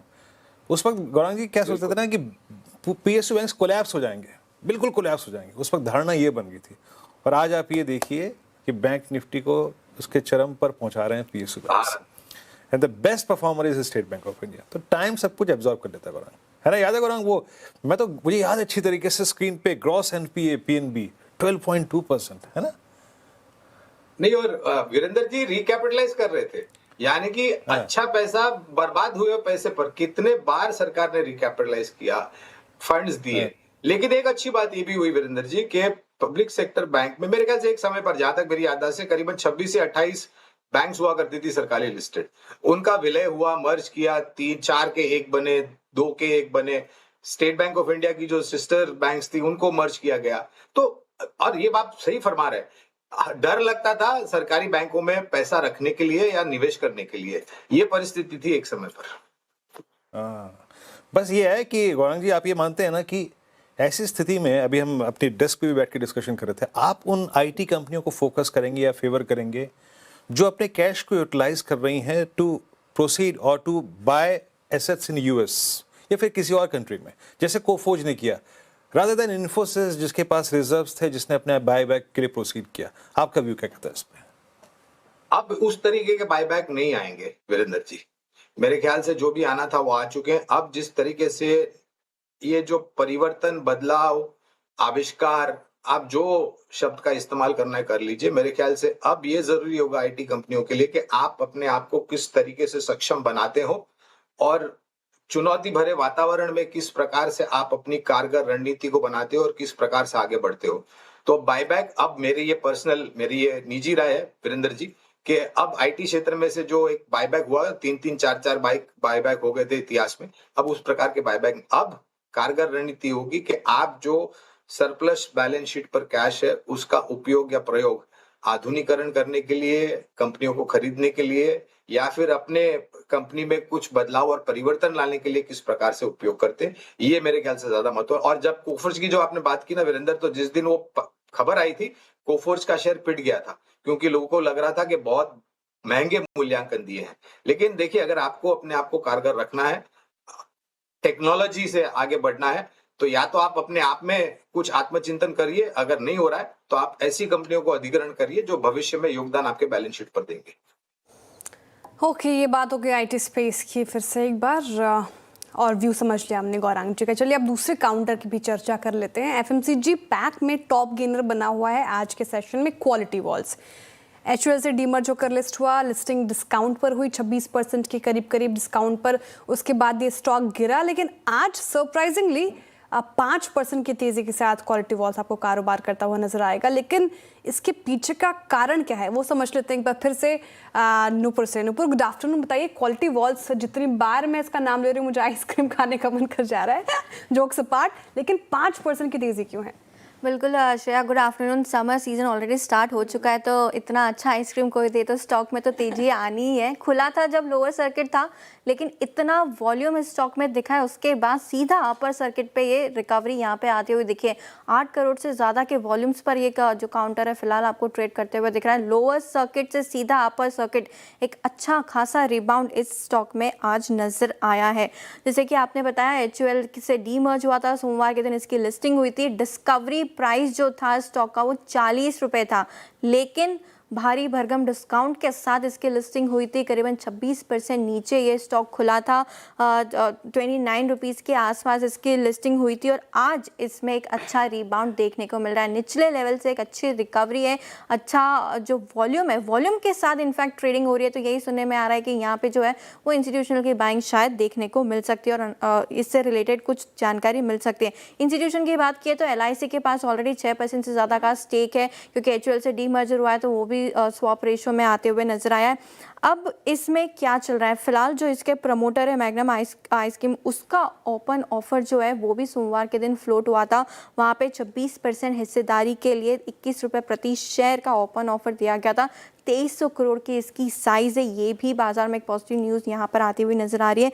अब इसके फाइनेंशियल और वैल्यूएशन पर एक बार नज़र डालते हैं, क्योंकि इतनी भारी भरगम डिस्काउंट पर इसकी लिस्टिंग हुई थी। अब वैल्यूएशन कहाँ है इसके नजर आएंगे। 1800 से 2000 करोड़ की इसकी टॉप लाइन है। लो मार्जिन बिजनेस था, इसकी वजह से HUL ने इसे डीमर्ज किया था। लेकिन नुवामा की जो रिपोर्ट है, वो जो रिसर्च है, उनका कहना है कि इसको 5 टाइम EV टू सेल्स भी दे तो इसकी फेयर वैल्यू जो है वो 50 से 55 रुपये नज़र आती है, और फिलहाल स्टॉक जो है वो 30 रुपये के आसपास नज़र आ रहा है। तो फेयर वैल्यू से काफ़ी नीचे, शायद इसलिए एक अच्छा रिबाउंड और अच्छे वॉल्यूम के साथ रिबाउंड आज देखने को मिला है। ओके, क्वालिटी वॉल में इस तरीके के जो मूव्स आए हैं उसके पीछे के कारण समझाने के लिए शुक्रिया नूपुर। गौरांग जी, क्विक टेक आपसे समझना चाहूँगी क्वालिटी वॉल्स पर। और जो लिस्टिंग हुई थी वो डिस्काउंट पर हुई थी, फिर गिरा, फिर आज जिस तरीके से तेज़ी बन रही है, और आपने सुना होगा नूपुर को, कारण भी हमने समझे। क्या व्यू बन रहा है आपका क्वालिटी वॉल्स पर? श्रेया, मैं मानता हूं कि इससे बेहतर आइसक्रीम बनाने वाले अनलिस्टेड कैटेगरी पे हैं, पहली बात। दूसरी बात, हाँ, एक समय था जब क्वालिटी आइसक्रीम्स को लेकर के मार्केट शेयर काफी अच्छा था, लेकिन निरंतर पिछले कुछ सालों से अगर आप देखने जाए तो इनका मार्केट शेयर कम हुआ है, और इनके प्रोडक्ट्स भी जिस तरीके से प्रसिद्ध थे पहले, उस प्रकार की परिस्थिति अब नहीं रही है। हालांकि हम कवरेज नहीं करते क्वालिटी वॉल्स को बुनियादी तर्क के आधार पर, इसलिए विशेष रूप में तो टिप्पणी नहीं करूंगा, लेकिन इतना बिल्कुल कहना चाहूंगा कि प्रतिस्पर्धा जो है अनऑर्गेनाइज सेक्टर से बहुत ही ऊपर की तरफ है, और वो प्रतिस्पर्धा ऑर्गेनाइज सेक्टर की प्रोडक्ट्स की कंपैरिजन में अगर आप तुलना करें क्वालिटी वॉल्स के आइसक्रीम और अनलिस्टेड एंटिटीज के आइसक्रीम, तो अनलिस्टेड एंटिटीज के आइसक्रीम मेरे ख्याल से ज्यादा बेहतर है। मैं गौरांग जी की बात से 100% सहमत हूँ। और मॉल के अंदर घुसते ही साथ जो एक फ्रिज रखा होता है और उसके बगल में एक लड़का खड़ा होता है, और जब वो देता है आपको कुल्फी, तो श्रेया फिर क्वालिटी याद नहीं रहती। क्यों गौरांग जी, है ना? मॉल में 100% कुल्फी, 100% उसका कोई जवाब नहीं है। खैर, अभी काम करते हैं, थोड़ा सा चर्चा को मोड़ते हैं, इसके विषय को मोड़ते हैं, 4 का चौका लेते हैं, और मानस से लेंगे हम पहला सस्ता ऑप्शन। उसके बाद फिर सुपरस्टार पिक करेंगे राजेश सतपुते जी से, 4 का चमत्कार चंदन तापड़िया जी से, और साथ ही साथ गौरांग जी आज का मिड कैप अंडा बताएंगे। बताइए मानस, क्या पिक कर रहे हैं आप आज का सस्ता ऑप्शन? तो देखिए सस्ता ऑप्शन के लिए कोलगेट पामोलिव के ऑप्शन में खरीदारी करने की राय रहेगी। कोलगेट में अगर आप देखें तो 2200 रुपए एक बहुत बड़ा हर्डल था स्टॉक के लिए, लेकिन फाइनली आज 2200 का बहुत ही अहम रेजिस्टेंस रीच हुआ है। बेहतर वॉल्यूम देखने को मिले हैं, तो इसके ऑप्शन में खरीदारी करेंगे। 2200 वाला कॉल ऑप्शन जो 30 रुपए पे ट्रेड हो रहा है, उसमें खरीदारी करनी है 19 रुपए के स्टॉप लॉस से 50 रुपए के टारगेट के लिए। 2200 वाला कॉल ऑप्शन लेना आपको कोलगेट का डेज हाई पे कर रहा है परफॉर्म। एफएनओ सुपरस्टार के लिए राजेश जी कौन सा स्टॉक? श्रेया देखिए, एक्सिस बैंक आई थिंक सुबह भी मैंने इसको दिया था। एक्सिस बैंक 1373 के आसपास है और जिस तरह से ब्रेकआउट दिया है 1360 के ऊपर, इसका जो नेक्स्ट टारगेट है वो रहेगा 1400 प्लस का। तो 1373 पे बाय करेंगे एक्सिस बैंक, स्टॉप लॉस होगा 1360 का। जहां पे ब्रेकआउट है वही हमारा स्टॉप लॉस होगा। ओके, एक्सिस बैंक और बहुत अच्छा मोमेंटम जनरेट किया इसने इस क्लोजिंग में। चार्ट का चमत्कार चलते हैं, पिक करते हैं चंदन जी से। चंदन जी, आप क्या पिक कर रहे हैं? बिल्कुल, तो मैं भी फोकस करता हूँ यहाँ पे टाटा कंज्यूमर पे। काफी अच्छा सेटअप देखने को मिला है। 3 सप्ताह की मशक्कत के बाद 1170 1175 के लेवल को अब डिसाइसिवली पार करने के लिए तैयार है। 50 डे एक्सपोनेंशियल मूविंग एवरेज के ऊपर ये काउंटर होल्ड कर रहा है, सो यहाँ पे खरीदारी की सलाह होगी। 1153 का सपोर्ट होगा, 1205 तक के टारगेट टाटा कंज्यूमर दिखाता हुआ नजर आएगा। टाटा कंज्यूमर डेज हाई पर चार्ट का चमत्कार के लिए पिक होगी। मिड कैप फंडा गौरांग जी, कौन सा स्टॉक चुना आपने? शुरुआत में श्रेया जी आप भी बात कर रहे थे धातु क्षेत्र को लेकर के, वीरेंद्र जी ने भी मुझे प्रश्न पूछा था। तो इसी क्षेत्र से संबंधित एक कंपनी है, Majauli company, APL Apollo tubes. इस कंपनी पर पहले राय थी, फिर नतीजों के पश्चात हमने रिव्यू में रखा था और रिव्यू में हमने देखा कि नतीजे, आंकड़े और आने वाले भविष्य में कामकाज काफी कारगर हो सकता है। एपीएल अपोलो ट्यूब्स पर बुनियादी तर्क के आधार पर लंबी अवधि के लिए खरीदारी की राय है। इस तरह से शुरुआत कीजिए और गिरावट पर जोड़ते जाए। एपीएल अपोलो ट्यूब्स अच्छा लग रहा है गौरांग जी को। मिड कैप फंडा के लिए फटाफट से एक रिकैप चार का चौका का लेकर आते हैं आपके लिए। मानस जी ने सस्ता ऑप्शन के लिए कोलगेट चुना है। 2200 का कॉल लेना है आपको, टारगेट 50 के हैं, स्टॉप लॉस 19 का लगाना है। एफएनओ सुपरस्टार के लिए राजेश सातपुते जी की तरफ से आया। एक्सिस बैंक पिछले कुछ सत्रों से अच्छा परफॉर्म करता हुआ आज भी दमखम नजर आ रहा है। 1400 के टारगेट है, 1360 का स्टॉप लॉस लगाना है। चार्ट का चमत्कार के लिए वकालत की है चंदन जी ने टाटा कंज्यूमर की। डेज हाई पर 1205 का टारगेट है, 1153 का स्टॉप लॉस लगाना है आपको। और मिड कैप फंडा के लिए गौरांग जी ने अभी एपीएल अपोलो ट्यूब्स चुना है। खरीदारी की राय लंबी अवधि की नजरिए से अच्छा लग रहा है। बहुत सारे स्टॉक्स अगर आप देखें, टाटा कंज्यूमर, एफएमसीजी पैक से नेस्ले इंडिया डेज हाई पर है। रिलायंस ने एक अच्छी पारी खेली और अब तो 1% ज़्यादा की तेज़ी के साथ कर रहा है कारोबार। उसका ही असर आपको निफ्टी पर देखने को मिलेगा। और लाइफ इंश्योरेंस स्पेस, एक बार एसबीआई और एचडीएफसी लाइफ भी रख दीजिए फटाफट से, दोनों का चार्ट स्क्रीन पर।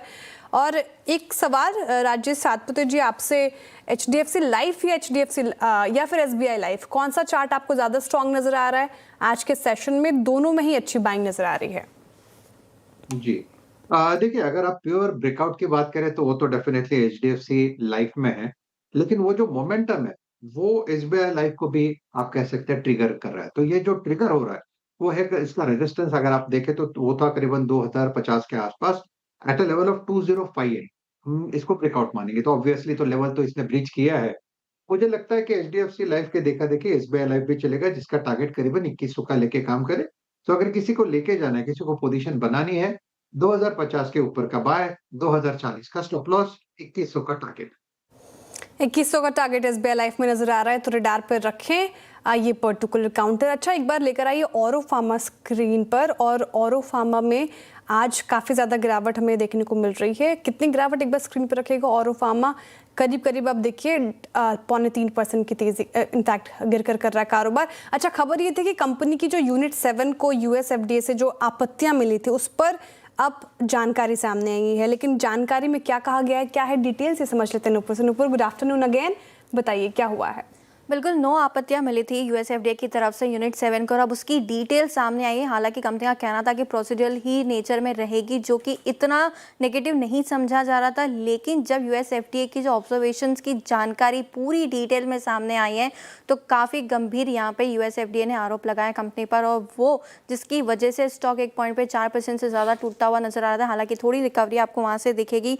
यूएसएफडीए का कहना है कि जो इक्विपमेंट्स है, यूटेंसिल्स कंपनी यूज़ करती है, वो प्रॉपरली प्रॉपरली क्लीन नहीं किए जाते, टाइमली इंटरवल्स पर जो है वो क्लीन नहीं किए जाते। इनफैक्ट जो कंट्रोल्स है, डेटा कंट्रोल्स है, डेटा इंटीग्रिटी की जो बात सामने आती है, वहाँ पर भी काफ़ी सारे गंभीर आरोप यूएसएफडीए की तरफ से आते हुए दिखे।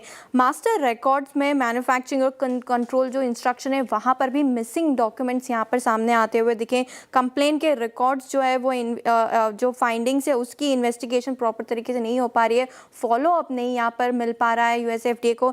इनफैक्ट जो डिस्क्रिपेंसी यहाँ पर पाई गई है यूएसएफडीए द्वारा, उसकी भी जो एक्सप्लेनेशन है वो कंपनी बराबर से नहीं दे पाई है। क्वालिटी कंट्रोल से रिलेटेड यहाँ पे इश्यूज आपको नजर आएंगे और जो लैब के रिकॉर्ड्स है वो भी कम है और जो लैब मैकेनिज्म फॉलो किया जाना चाहिए था कंट्रोल के तौर पर वो भी प्रॉपरली नहीं किया गया है। तो ये सारे गंभीर आरोप यूएसएफडीए की तरफ से आए हैं ऑब्जर्वेशन में निकल के। इनफैक्ट अगर यहाँ से वार्निंग लेटर निकल के आता है तो ये एक बड़ी यूनिट है, यहाँ से काफ़ी कुछ कंपनी है जो है वो इंपोर्ट एक्सपोर्ट करती है और इनफैक्ट यहाँ से ही जो हाई मार्जिन बिजनेस है वो भी जाता है। 7 नए प्रोडक्ट लॉन्च होने वाले थे, अगर यहाँ पे कुछ बड़ा एक्शन यूएसएफडीए लेती है इसके बाद तो हो सकता है वो लॉन्च डिले हो, मार्जिन्स पर इम्पैक्ट दिखे और जो मार्जिन्स यहाँ से कंपनी हाई मार्जिन प्रोडक्ट जो है वो डीले अगर होते हैं तो डेफिनेटली एक बड़ा मार्जिन प्रेशर कंपनी के लिए बन सकता है। शुक्रिया नुपुर इस पूरी चर्चा के लिए। तो एक मेजर सेटबैक और अरबिंदो फार्मा के लिए, जैसे कि नुपुर ने समझाया कि एक बड़ी मैन्युफैक्चरिंग इकाई है यहाँ पे जहाँ से बड़े एक्सपोर्ट होते हैं और हाई मार्जिन अगर आप देखें जो दवाइयाँ हैं वो बनाई जाती हैं और सीरियस लैप्सेस हैं। हालांकि अरबिंदो फार्मा का ये फॉल जो है अभी तक की गिरावट काफ़ी कंट्रोल्ड है, 1120 का लेवल नहीं तोड़ा, बट एक रीजनेबल स्टॉप लॉस लेते हैं यहाँ पर। आशीष ख्याल जी, आपका मानना क्या है? आई मीन एटलीस्ट 1120 1130 तक ये सिक्योर है, इस पर आपका टेक क्या है? देखिए, अगर आप ओवरऑल फार्मा स्पेस की बात करें, थोड़ा सा दबाव बना हुआ है और खास करके औरो फार्मा ने आज एक लो बनाया था जिसका है 1128 का लो था, वहां से थोड़ी सी बाइंग इमर्ज हुई है। तो मेरे ख्याल से 1125 का एक बहुत ही आइडियल स्टॉप लॉस होगा। ये एक lower end of the range है, 1125 के नीचे अगर ये स्टॉक क्लोज करता है तो दबाव बन सकता है। तो 1125 का स्टॉप लॉस लगा के रखिए, अगर पोजीशंस है होल्ड करिए शॉर्ट टर्म में, लेकिन 1125 के स्टॉप लॉस के साथ। ओके, 1125 के स्टॉप लॉस के साथ होल्ड करने की राय और अरबिंदो फार्मा में फिलहाल देखने को मिल रही है। एक्सिस बैंक फिर डेज हाई पर आया, राज्य 7 बजे की ट्रेड थी और क्या अच्छा कर रहा है। एक बार एल&टी रखेगा फिर से स्क्रीन पर, और एल&टी कल भी चर्चा कर रहे थे हम, इस पर्टिकुलर काउंटर में शानदार रैली, ब्रोकरेजेस की रिपोर्ट आई थी, अग्रेसिव 4800 से ऊपर के टारगेट आए थे। जिस तरीके से इसने अपनी लो रिटर्न एसेट को बेचा है नभा बार, वो एक बड़ा ट्रिगर सामने आया था। एल&टी गाबा सर, आप देखें चार्ट एल&टी का और जिस तरीके से मूव्स पिछले कुछ सत्रों से दिखा रहा है पूरा स्पेस, इनफैक्ट एल&टी कैसा लग रहा है आपको और क्या करना चाहिए? हायर टाइम फ्रेम पे चार्ट तो एल&टी बहुत ही बढ़िया है, ट्रेड कर रहा है 4316 और जो सेटअप मिला करीब 5 हफ्ते से, हो सके थोड़ा साइडेज मूव मिले, लेकिन इसका नेक्स्ट लक्ष्य होना चाहिए 4500 फिर 5000, ये लक्ष्य लगता है मुझे। ट्रेडिंग पॉइंट ऑफ व्यू अब ट्रेड कर रहा है सिंस 4316 पर, स्टॉप लगाएंगे 4280 का, मतलब कुछ 36 रुपए का। नियर टर्म टारगेट 4400 पॉसिबल है, 1-2 दिन लग सकते हैं उसके लिए। एल&टी स्ट्रेंथ नजर आती है। एल&टी आपके स्क्रीन पर, हाँ एल&टी। और एक बात याद रखिएगा कि एल&टी ने अपनी भूमिका, अपना किरदार पूरा निभाया और वही एक कारण था कि आज हमें निफ्टी ऑलमोस्ट 25,800 को स्ट्राइक करता हुआ, और जो वो रिलायंस में उस वक्त बात कर रहा था, रिलायंस इंडस्ट्रीज, दैट्स 1439 और 1440, उस टाइम मैंने एक लेवल दिया था ना 1440, एग्जैक्टली उसको हिट करता हुआ, दैट्स 20 डे एक्सपोनेंशियल। यानी कल सुबह जब हम अपना एनालिसिस प्रस्तुत कर रहे होंगे तो एक चीज़ बहुत बड़ी होगी, रिलायंस एक पिलर और जो अपना किरदार बखूबी निभाता हुआ। खैर चलिए, अब बिग मार्केट वॉइसेस की कड़ी पे फोकस करते हैं। जॉइंट CEO आनंद राठी वेल्थ के हमारे साथ फिरोज अजीज मौजूद हैं। फिरोज, गुड आफ्टरनून, कार्यक्रम में स्वागत है। इस वक्त चर्चा का विषय और पूरे बाजार का ज़्यादातर डिस्कशन पॉइंट जो है वो AI ने और IT ने खींचा हुआ है। एक चैलेंजिंग फेज था और ये बीते इस फरवरी के महीने में वो एंथ्रोपिक की AI टूल, ऑटोमेशन टूल के बाद जो थी, हमने वॉल स्ट्रीट पे पेन देखा, हमने इंडियन मार्केट्स में ये IT पर पेन देखा। पर कल इन्फोसिस का एंथ्रोपिक के साथ कोलैबोरेशन, आप लोगों ने अपनी डेस्क पे बैठकर, आपकी टीम ने क्या डिस्कशन किया? Now under this change circumstances आप लोग IT को कैसे पिक कर रहे हैं इस वक्त, या फिर क्या सोच सकते हैं IT पर? बिल्कुल सर, देखिए आईटी इंडस्ट्री इंडिया की ने काफी रेजिलियंस दिखाया है इतने सालों में और एजिलिटी भी दिखाई है। मेरा ये मानना है कि क्या ग्रोथ और डिफरेंट पाथ्स लेने पड़ेंगे। 100% पाथ सेम नहीं हो सकता जो करंटली है।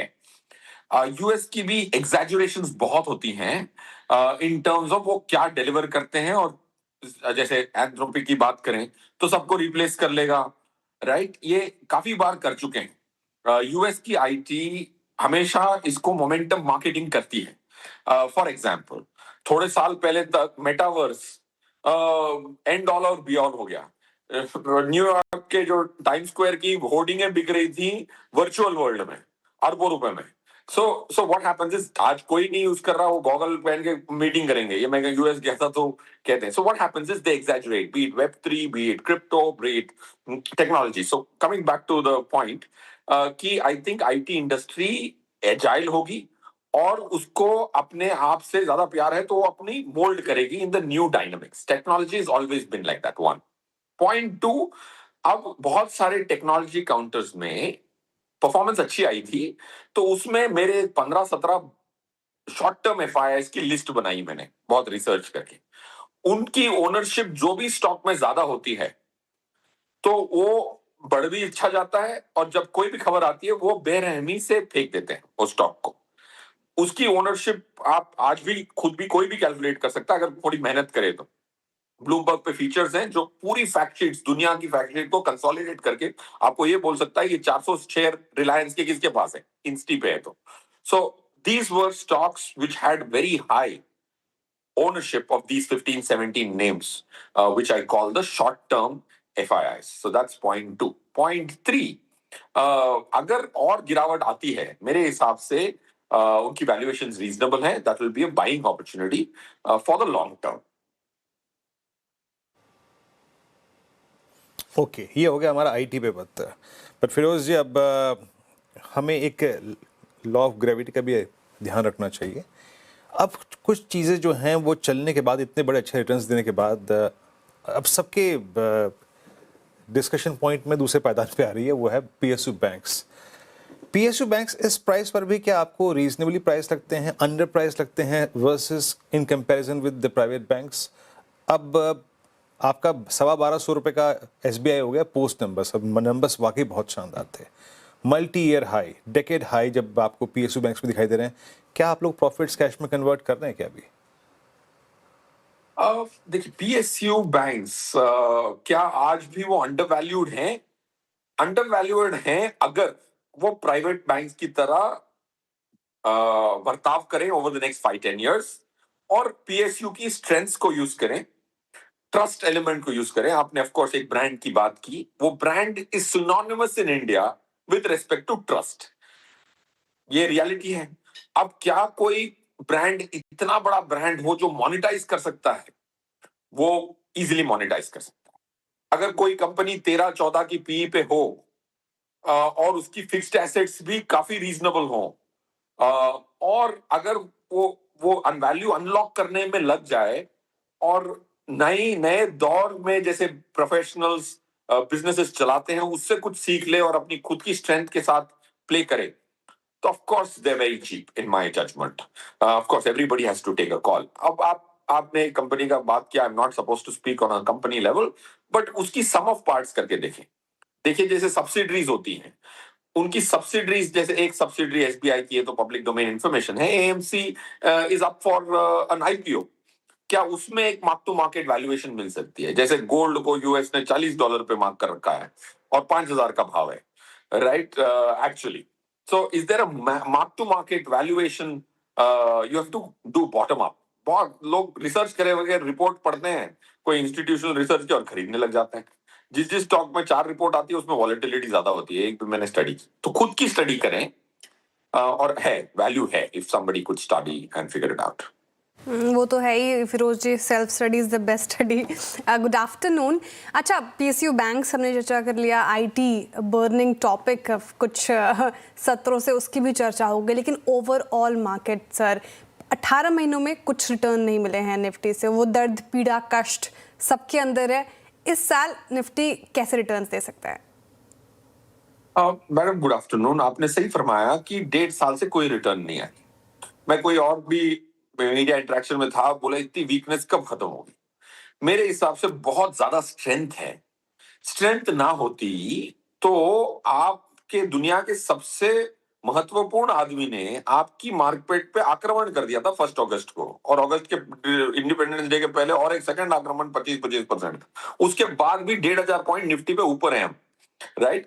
एक्चुअली अगर 10 साल पहले की बात होती तो 20% नीचे होते। 100% I can be reasonably assured that that's the kind of impact an attack from the US could have done to Indian capital markets. Okay, so strength है मार्केट में, ग्रेविटी ऊपर है। ग्रेविटी बहुत अच्छा शब्द वीरू सर ने यूज किया। Market की ग्रेविटी ओवरऑल ऊपर है, राइट। बजट का लो जो है, बजट के दिन का लो, आई थिंक उसके नीचे मार्केट सस्टेन करना बहुत मुश्किल होगा। मार्केट कर जो भी सकती है, कोई खबर आती है तो मार्केट 5% गिर सकती है, वहां सस्टेन करेगी कि नहीं, ये सबसे ज्यादा महत्वपूर्ण सवाल है। जाएगी कि नहीं वो कोई नहीं कह सकता। कोई खबर आ जाए, न्यूक्लियर बॉम्ब हो जाए, जा सकती है ऑफ कोर्स, बट क्या वहां सस्टेन कर सकती है? मेरे हिसाब से नहीं। तीसरा और सबसे महत्वपूर्ण पॉइंट जिसपे मुझे बड़ा दुख होता है, लोग अंग्रेजी में बोलते हैं US is a safer market than India. Okay, actually US की S&P 500 की क्लोजिंग वैल्यूज को आप एक्सेल शीट में लास्ट ईयर डालें और उसकी standard deviation Excel sheet calculate करने में एक बटन में कैलकुलेट होती है। 18% की रियलाइज्ड वॉलेटिलिटी है, और इंडिया की निफ्टी की 50 स्टॉक होते वक्त भी 10 गुना कम स्टॉक्स हैं।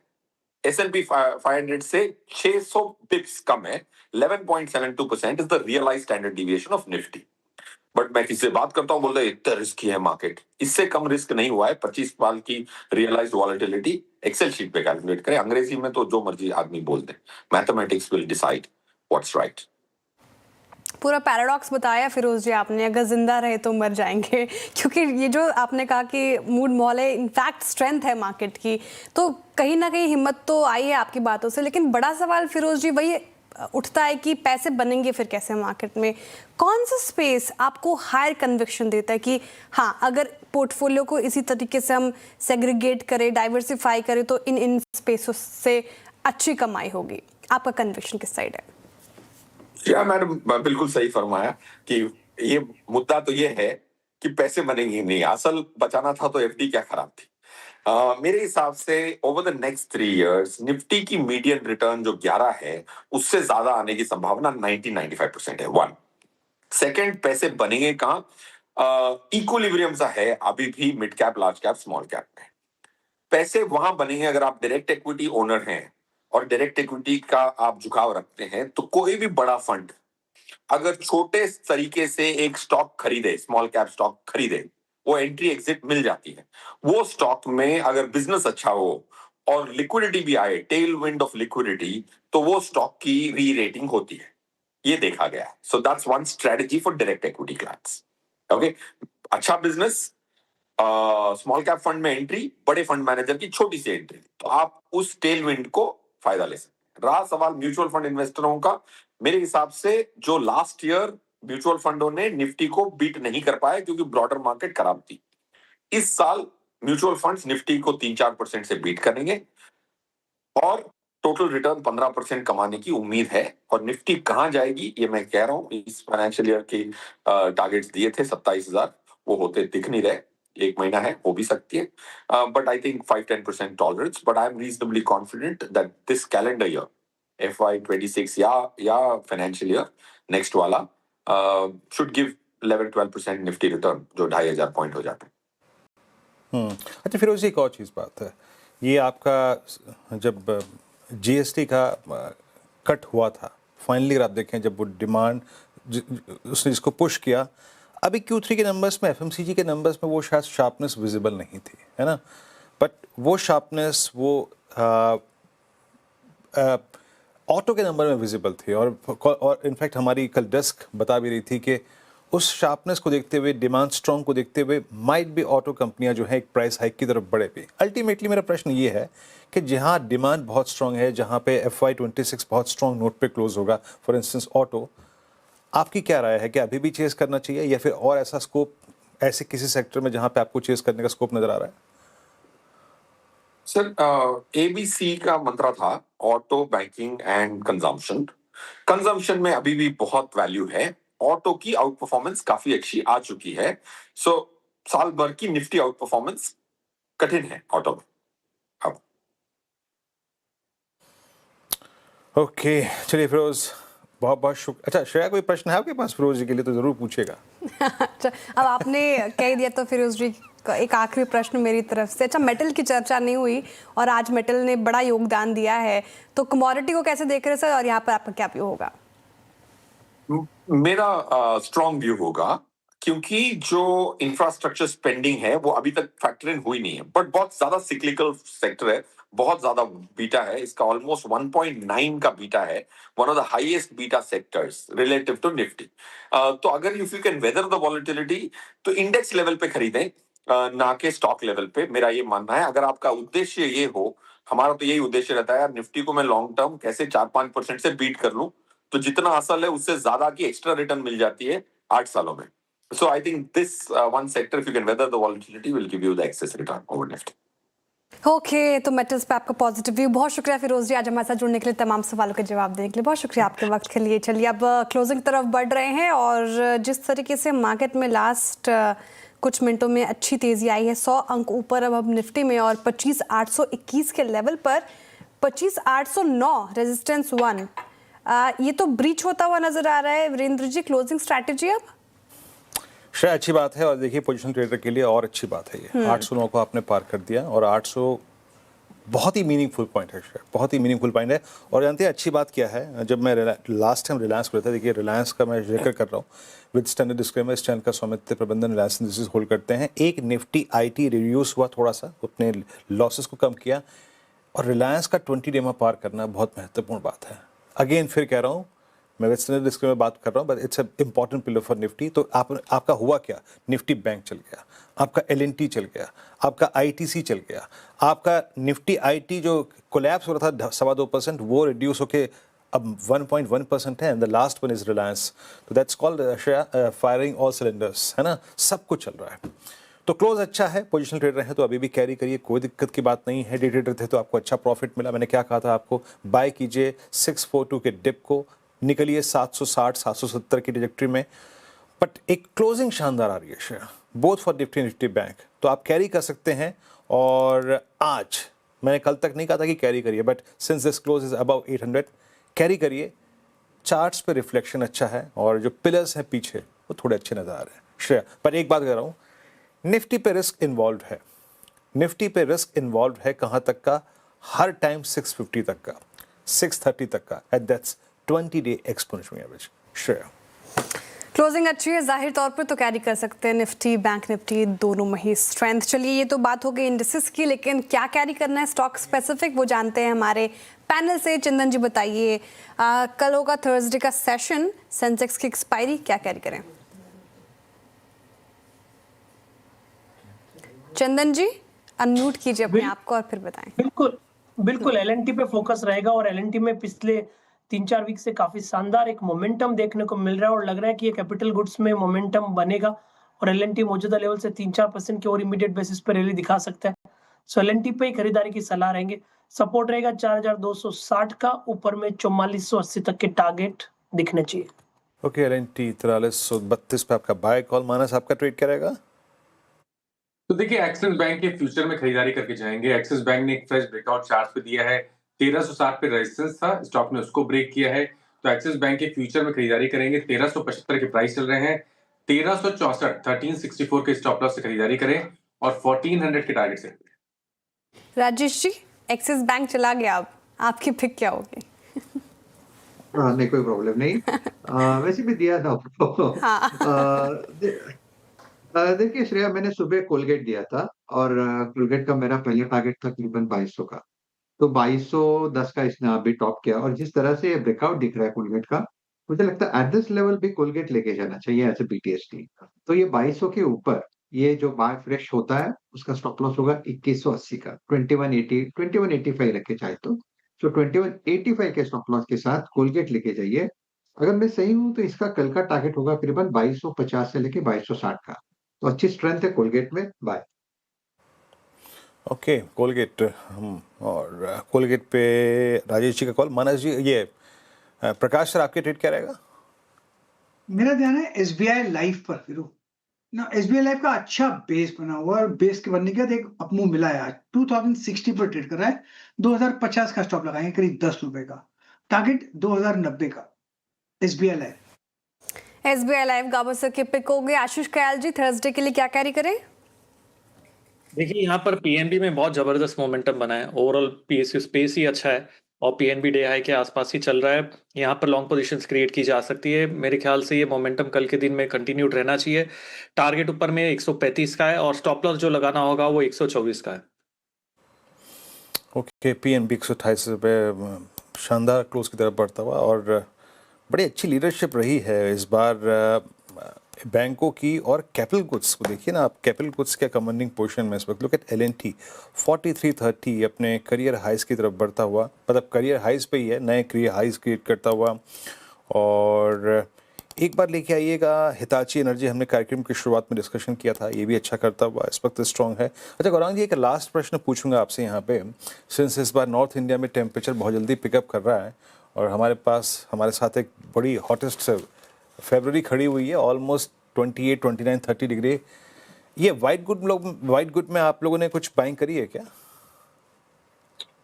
राय तो पहले भी दी थी वीरेंद्र, और आज भी यही मैं कहूंगा कि गर्मी के मौसम का इंतजार न करिए। आपने घर में एयर कंडीशन नहीं बिठाया तो शेयर में तो निवेश कर लीजिए। वोल्टास, ब्लू स्टार, हैवेल्स और सिम्फनी, ये कुछ consumer durable white goods appliances की सूची में कंपनियां हैं बुनियादी तर्क के आधार पर, जहां पर खरीदारी की राय है। और एक बात बताना चाहूंगा वीरेंद्र जी, बड़े शहरों, छोटे मझौले शहरों में तो आपको मांग आती हुई दिखेगी, टायर 3, टायर 4 सिटीज में मांग आती हुई दिखेगी। लेकिन मैं जो इंटरव्यू सुन रहा था मैं कुछ मैनेजमेंट को, वो बता रहे थे कि ग्रामीण और मध्यम ग्रामीण इलाकों से अब मांग बहुत ऊपर की तरफ आने की संभावना है। ओके, ब्लू स्टार पर फिलहाल ये व्यू हो गया, डेज हाई पर कर रहा है वोल्टास, ब्लू स्टार अच्छी तेजी इस पर्टिकुलर अकाउंट में। चलिए अब आगे बढ़ते हैं और इंटरेस्टिंग चीज़ आपको बताते हैं। देखिए, घरेलू कामों के लिए ऐप का क्रेज बढ़ रहा है, स्पेशली भारतीय बाजार में तो बढ़ ही रहा है। मुंबई समेत दिल्ली और बेंगलुरु में भी लोग ऐप के जरिए घरेलू हेल्प हायर कर रहे हैं। और इस नए ट्रेंड के बारे में बताने के लिए हमारे साथ जुड़ रहे हैं आशीष चतुर्वेदी। आशीष, क्या है नया ट्रेंड? मेड इन मिनट्स देख रही हूँ मैं वॉल पर। हाँ बिल्कुल, देखिए पहले तो हमें आदत लगी थी फूड डिलीवरी की, सबने जमकर इस्तेमाल किया, अब तो पूरा देश इस्तेमाल कर रहा है। फिर क्विक कॉमर्स की ऐसी आदत पड़ी कि अब कोई नीचे घर के नीचे दुकान पर जाके कोई चीज़ खरीदता ही नहीं है। आपको भी याद नहीं होगा, मैं आपसे पूछता हूँ, आपने लास्ट कोई ग्रोसरी शॉप विजिट किया है कभी? मुझसे तो ना ही पूछे आशीष, तो ज़्यादा बेहतर होगा। मेरा ब्लिंकिट कोई कॉमर्स स्पेसेस में सबसे बड़ा योगदान होगा। हाँ, तो ऐसा सबका ही है। अब ऐसी एक और आदत पड़ने वाली है, ये अपनी सर्विसेज को आउटसोर्स करने के लिए। अब हैरत की बात है कि मैं डेटा देख रहा था, लोग अनार छीलने के लिए ऐसी सर्विसेज बुक कर रहे हैं, सब्जियां छीलने की ऐसी बुक कर रहे हैं, सफाई करने के लिए। अच्छा, कहीं छुट्टियों पे जाना है तो आपकी पैकिंग होनी है, अब पैकिंग में समय लगेगा, आप आउटसोर्स कर लीजिए, घंटे के हिसाब से आपकी पैकिंग पूरी कर देंगे, आपको अपना शेल्फ लगाना है वो हो जाएगा। अच्छा, छुट्टियों से लौट गए, उसके बाद आपको अनपैकिंग भी करनी पड़ेगी, वो भी हो जाएगा। तो बहुत छोटे छोटे ऐसे काम हैं जो आपका थोड़ा सा समय ले लेते हैं, अब ये भी आउटसोर्स करने का चलन आ गया। और जैसे कि आपने बहुत बखूबी समझाया कि जितने भी प्राइम शहर हैं, अब शुरुआत उनसे हो रही है, लेकिन धीरे धीरे देखें तो ये छोटे शहरों तक भी बढ़ जाता है।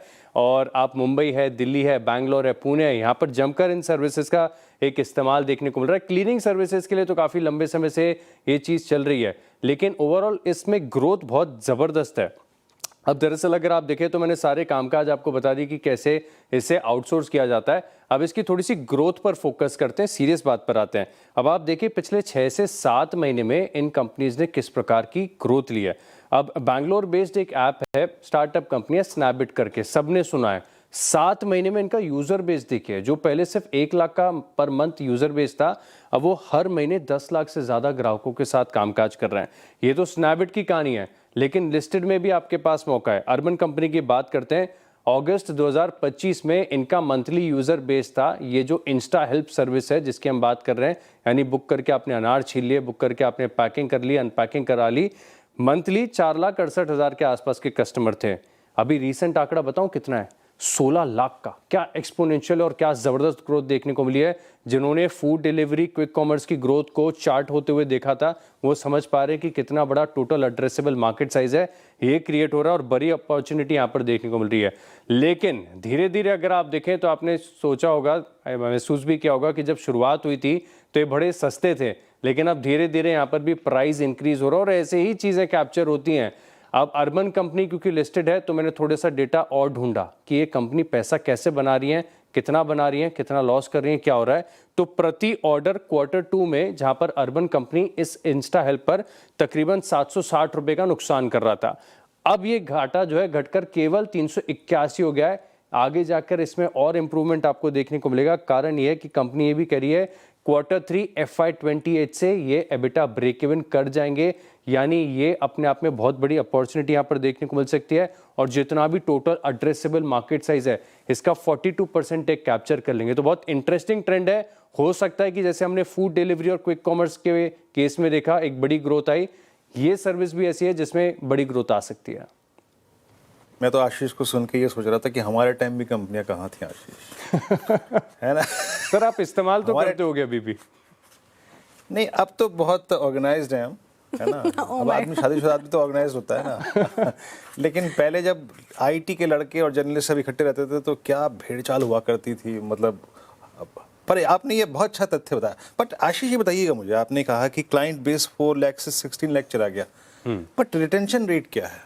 मैं ये जानना चाहता हूँ। हाँ, मैं जैसे मान लीजिए जस्ट मैं बता रहा हूँ आपको रीजनिंग क्या है, क्योंकि मैंने अर्बन क्लैब से मान लीजिए एक हेयर कट के लिए या फिर मसाज के लिए किसी को बुलाया, मैंने खुद से कॉन्टेक्ट कर लिया, अगली बार से मैं खुद उसे खुद बुला रहा हूँ।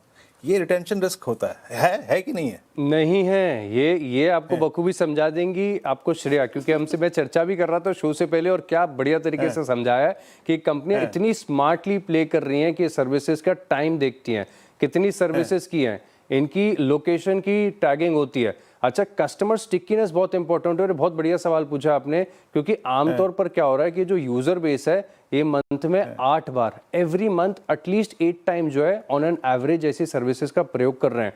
तो ये जो हेयर कट वाली चीज़ है वो तो अर्बन कंपनी है, लेकिन ये इंस्टा 1 घंटे के अंदर सारा काम करा लिया। अच्छा, श्रेया ये भी बता रही थी कि आपके पास विकल्प ये भी बचता है कि आप 1 घंटे के लिए बुला लो और जो 1 घंटे में काम हो सकते हैं सारे करा लो। और बता देंगे कि कैसे ये जो रिटेंशन की जो रिस्क है इसे मैनेज करती है।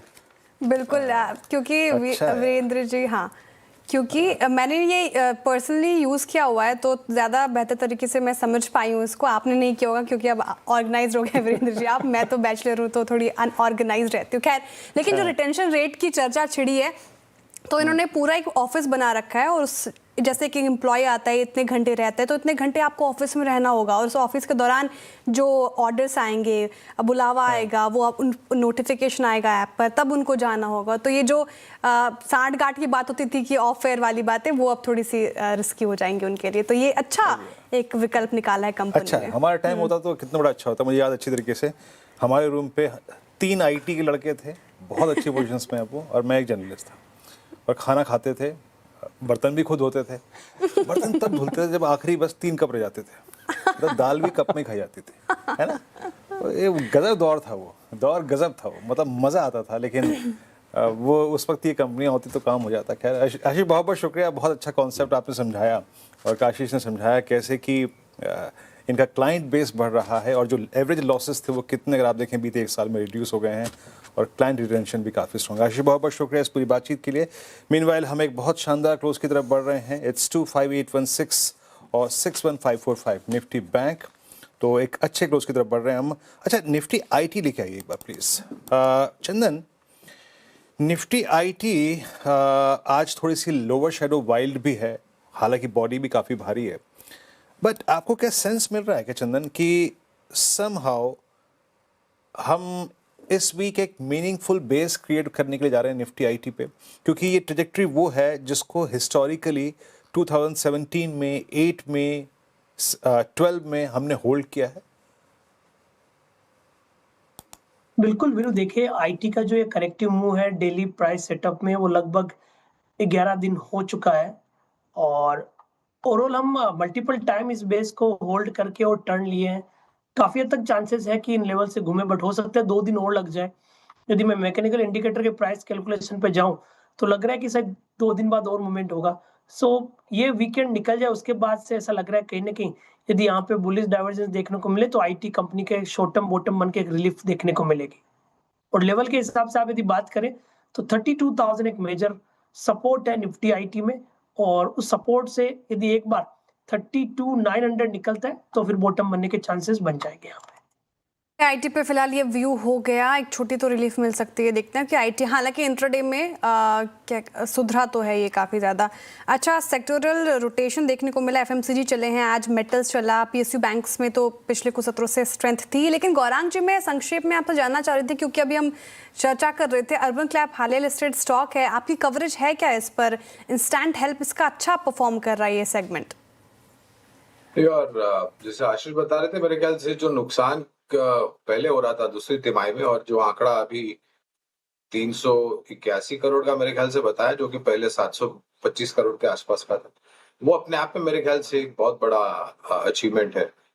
कवरेज तो नहीं है श्रेया जी, विशेष रूप में तो टिप्पणी नहीं कर पाऊंगा, लेकिन इन सब कंपनियों को, ये जो क्विक कॉमर्स या फिर न्यू एज टेक्नोलॉजी कंपनियां हैं, इनको अपने आप को रेलेवेंट बना के रखना, इस जिस तरीके से प्रतिस्पर्धा हो रही है, ये बहुत जरूरी है कि अपने आप को रेलेवेंट बना करके रखें। कंपटीशन एक बड़ा रिस्क हो सकता है, हायर कंपटीशन, जैसे कि स्नैपडील वगैरह भी ऐप्स हैं, तो कंपटीशन एक रिस्क होगा। अब देखते हैं कि ये कैसे नेविगेट करते हैं सारी कंपनियां। लेकिन अब शानदार क्लोजिंग की तरफ हम बढ़ते हुए, और metals, PSU bank, FMCG strength carry कर रहे हैं। कुछ और काउंटर्स जो डीज हाइपर, महिंद्रा एंड महिंद्रा, बजाज ऑटो, तो ऑटो स्पेस में अच्छी तेजी, और साथ ही एफएमसीजी पैक भी अच्छी तेजी के साथ क्लोज होने की तैयारी कर रहा है। लेकिन बिग वॉल पे समझता है कि आज की क्लोजिंग, वेडनेसडे की सेशन की क्लोजिंग कैसी रही?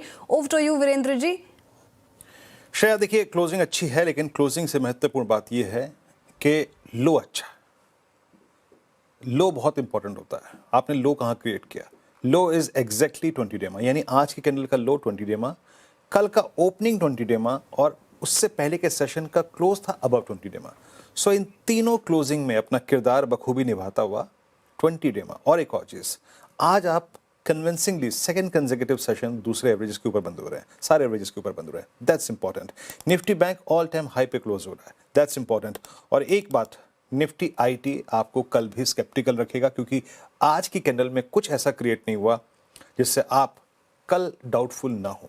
बट इन आइसोलेशन अगर आप निफ्टी को देखें, it's a good close about 25800। आइए जरा एक बार सेक्टोरल प्राइस परफॉर्मेंस पे, सेक्टर्स ने क्या क्या किया, डिलीवर कौन कर रहा था? इट्स बैंक अगेन डिलीवर करते हुए। आज सेक्टर इंडिसेस आपकी स्क्रीन पे आएंगे। निफ्टी बैंक 4.25 अंक ऊपर, आईटी इंडेक्स 4.5 अंक नीचे रहा, advance decline ratio well in favour of bulls, mid caps अच्छा कर रहे थे और 0.5% ऊपर। अगले स्लाइड में आइए आप सेक्टोरल इंडिसेस में, ये देखिए सेक्टर इंडिसेस पे आइए जरा एक बार देखते हैं कि और कहाँ से। देखिए निफ्टी बैंक फाइनेंशियल्स अच्छे थे, उसके बाद PSU bank super aggressive, defence में एक मूव था, कैपिटल मार्केट थीम आज एक रिवर्सल जनरेट करके गई, मेटल्स एक और स्ट्रॉन्ग, एफएमसीजी 1.25% ऊपर। तो आपके पास बहुत सारे पिलर्स थे। और याद रखिएगा, मत भूलिएगा एक बात, रिलायंस इटसेल्फ आज 20 डेमा के ऊपर क्लोज हो रहा है, दैट्स इंपॉर्टेंट, और उसकी आपको छाप नजर आएगी निफ्टी ऑयल गैस इंडेक्स पे। रियल्टी को छोड़ता हूँ, फार्मा भी अगर आप देखें फ्लैट रहा, स्लाइटली विद पॉजिटिव बायस। तो आज बहुत सारी चीज़ें अगर आप देखें तो निफ्टी के फेवर में हैं। एक बार लेके आइए आप जरा निफ्टी का ग्रिड, मतलब वो स्टॉक्स जो अच्छा कर रहे थे, वो स्टॉक्स जो अच्छा नहीं कर रहे थे। देखिए आईटीसी ने अपना किरदार बखूबी निभाया, आईटीसी आज 20 डेमा के ऊपर क्लोज रहा। Steel, HDFC life, Bajaj auto एक बड़ा अच्छा ब्रेकआउट दिया, एमएनएम आज ऑटो में अच्छी बाइंग विजिबल है, LNT at all time high, Reliance about 20 day exposing average, और बैंकिंग में Axis Bank, State Bank of India सब अच्छा रहे। और इनफैक्ट अगर आप एक बात देखें तो बजाज फाइनेंस ने आके डिलीवर किया आज। बहुत दिनों से ये सिंकिंग एनबीएफसीज जो थी वो परेशान कर रही थी, और उसके बाद बैकफुट पे था आज ONGC, Wipro, Eternal, Tech Mahindra, Infosys, Adani Enterprises, Adani Ports. तो आज अदानी ग्रुप के स्टॉक्स बैकफुट पे थे, आईटी बैकफुट पे था, लेकिन मार्केट बहुत अच्छी रही। Nifty shut 25807, finally a close about 25800, 25,800 के ऊपर एक क्लोज आया। और याद रखिएगा Nifty bank all time high पे क्लोज है, और इंट्राडे ही सही, लेकिन निफ्टी बैंक का जो ऑल टाइम हाई था 3 फरवरी को पोस्ट डील अनाउंसमेंट, वो था करीब 61,744। अब महज 220 पॉइंट का एक डिफरेंशियल बचा है उस दिन के हाई से। तो आप इस बात का अंदाजा लगाइए श्रेया। निफ्टी बैंक उस दिन के हाई को ऑलमोस्ट मेट करने की तैयारी कर रहा है और निफ्टी का उस दिन का हाई था 26,344। तो 500 पॉइंट का डिफरेंशियल निफ्टी मेंटेन कर रहा है और मात्र 200 पॉइंट का डिफरेंशियल निफ्टी बैंक। तो निफ्टी बैंक वाकई कमाल कर गया। बिल्कुल कमाल कर गया। और मंगलवार का सेशन याद होगा, कल मंगल का सेशन भी अच्छा था, वेंसडे का भी हमने क्लोजिंग जाते जाते संभाल लिया। अब थर्सडे का सेशन कल होगा, तो कल मुलाकात होगी फिर से आप सभी के साथ मॉर्निंग पैनल में। तब तक के लिए दीजिए इजाज़त और देखते रहिए CNBC आवाज़। नमस्कार।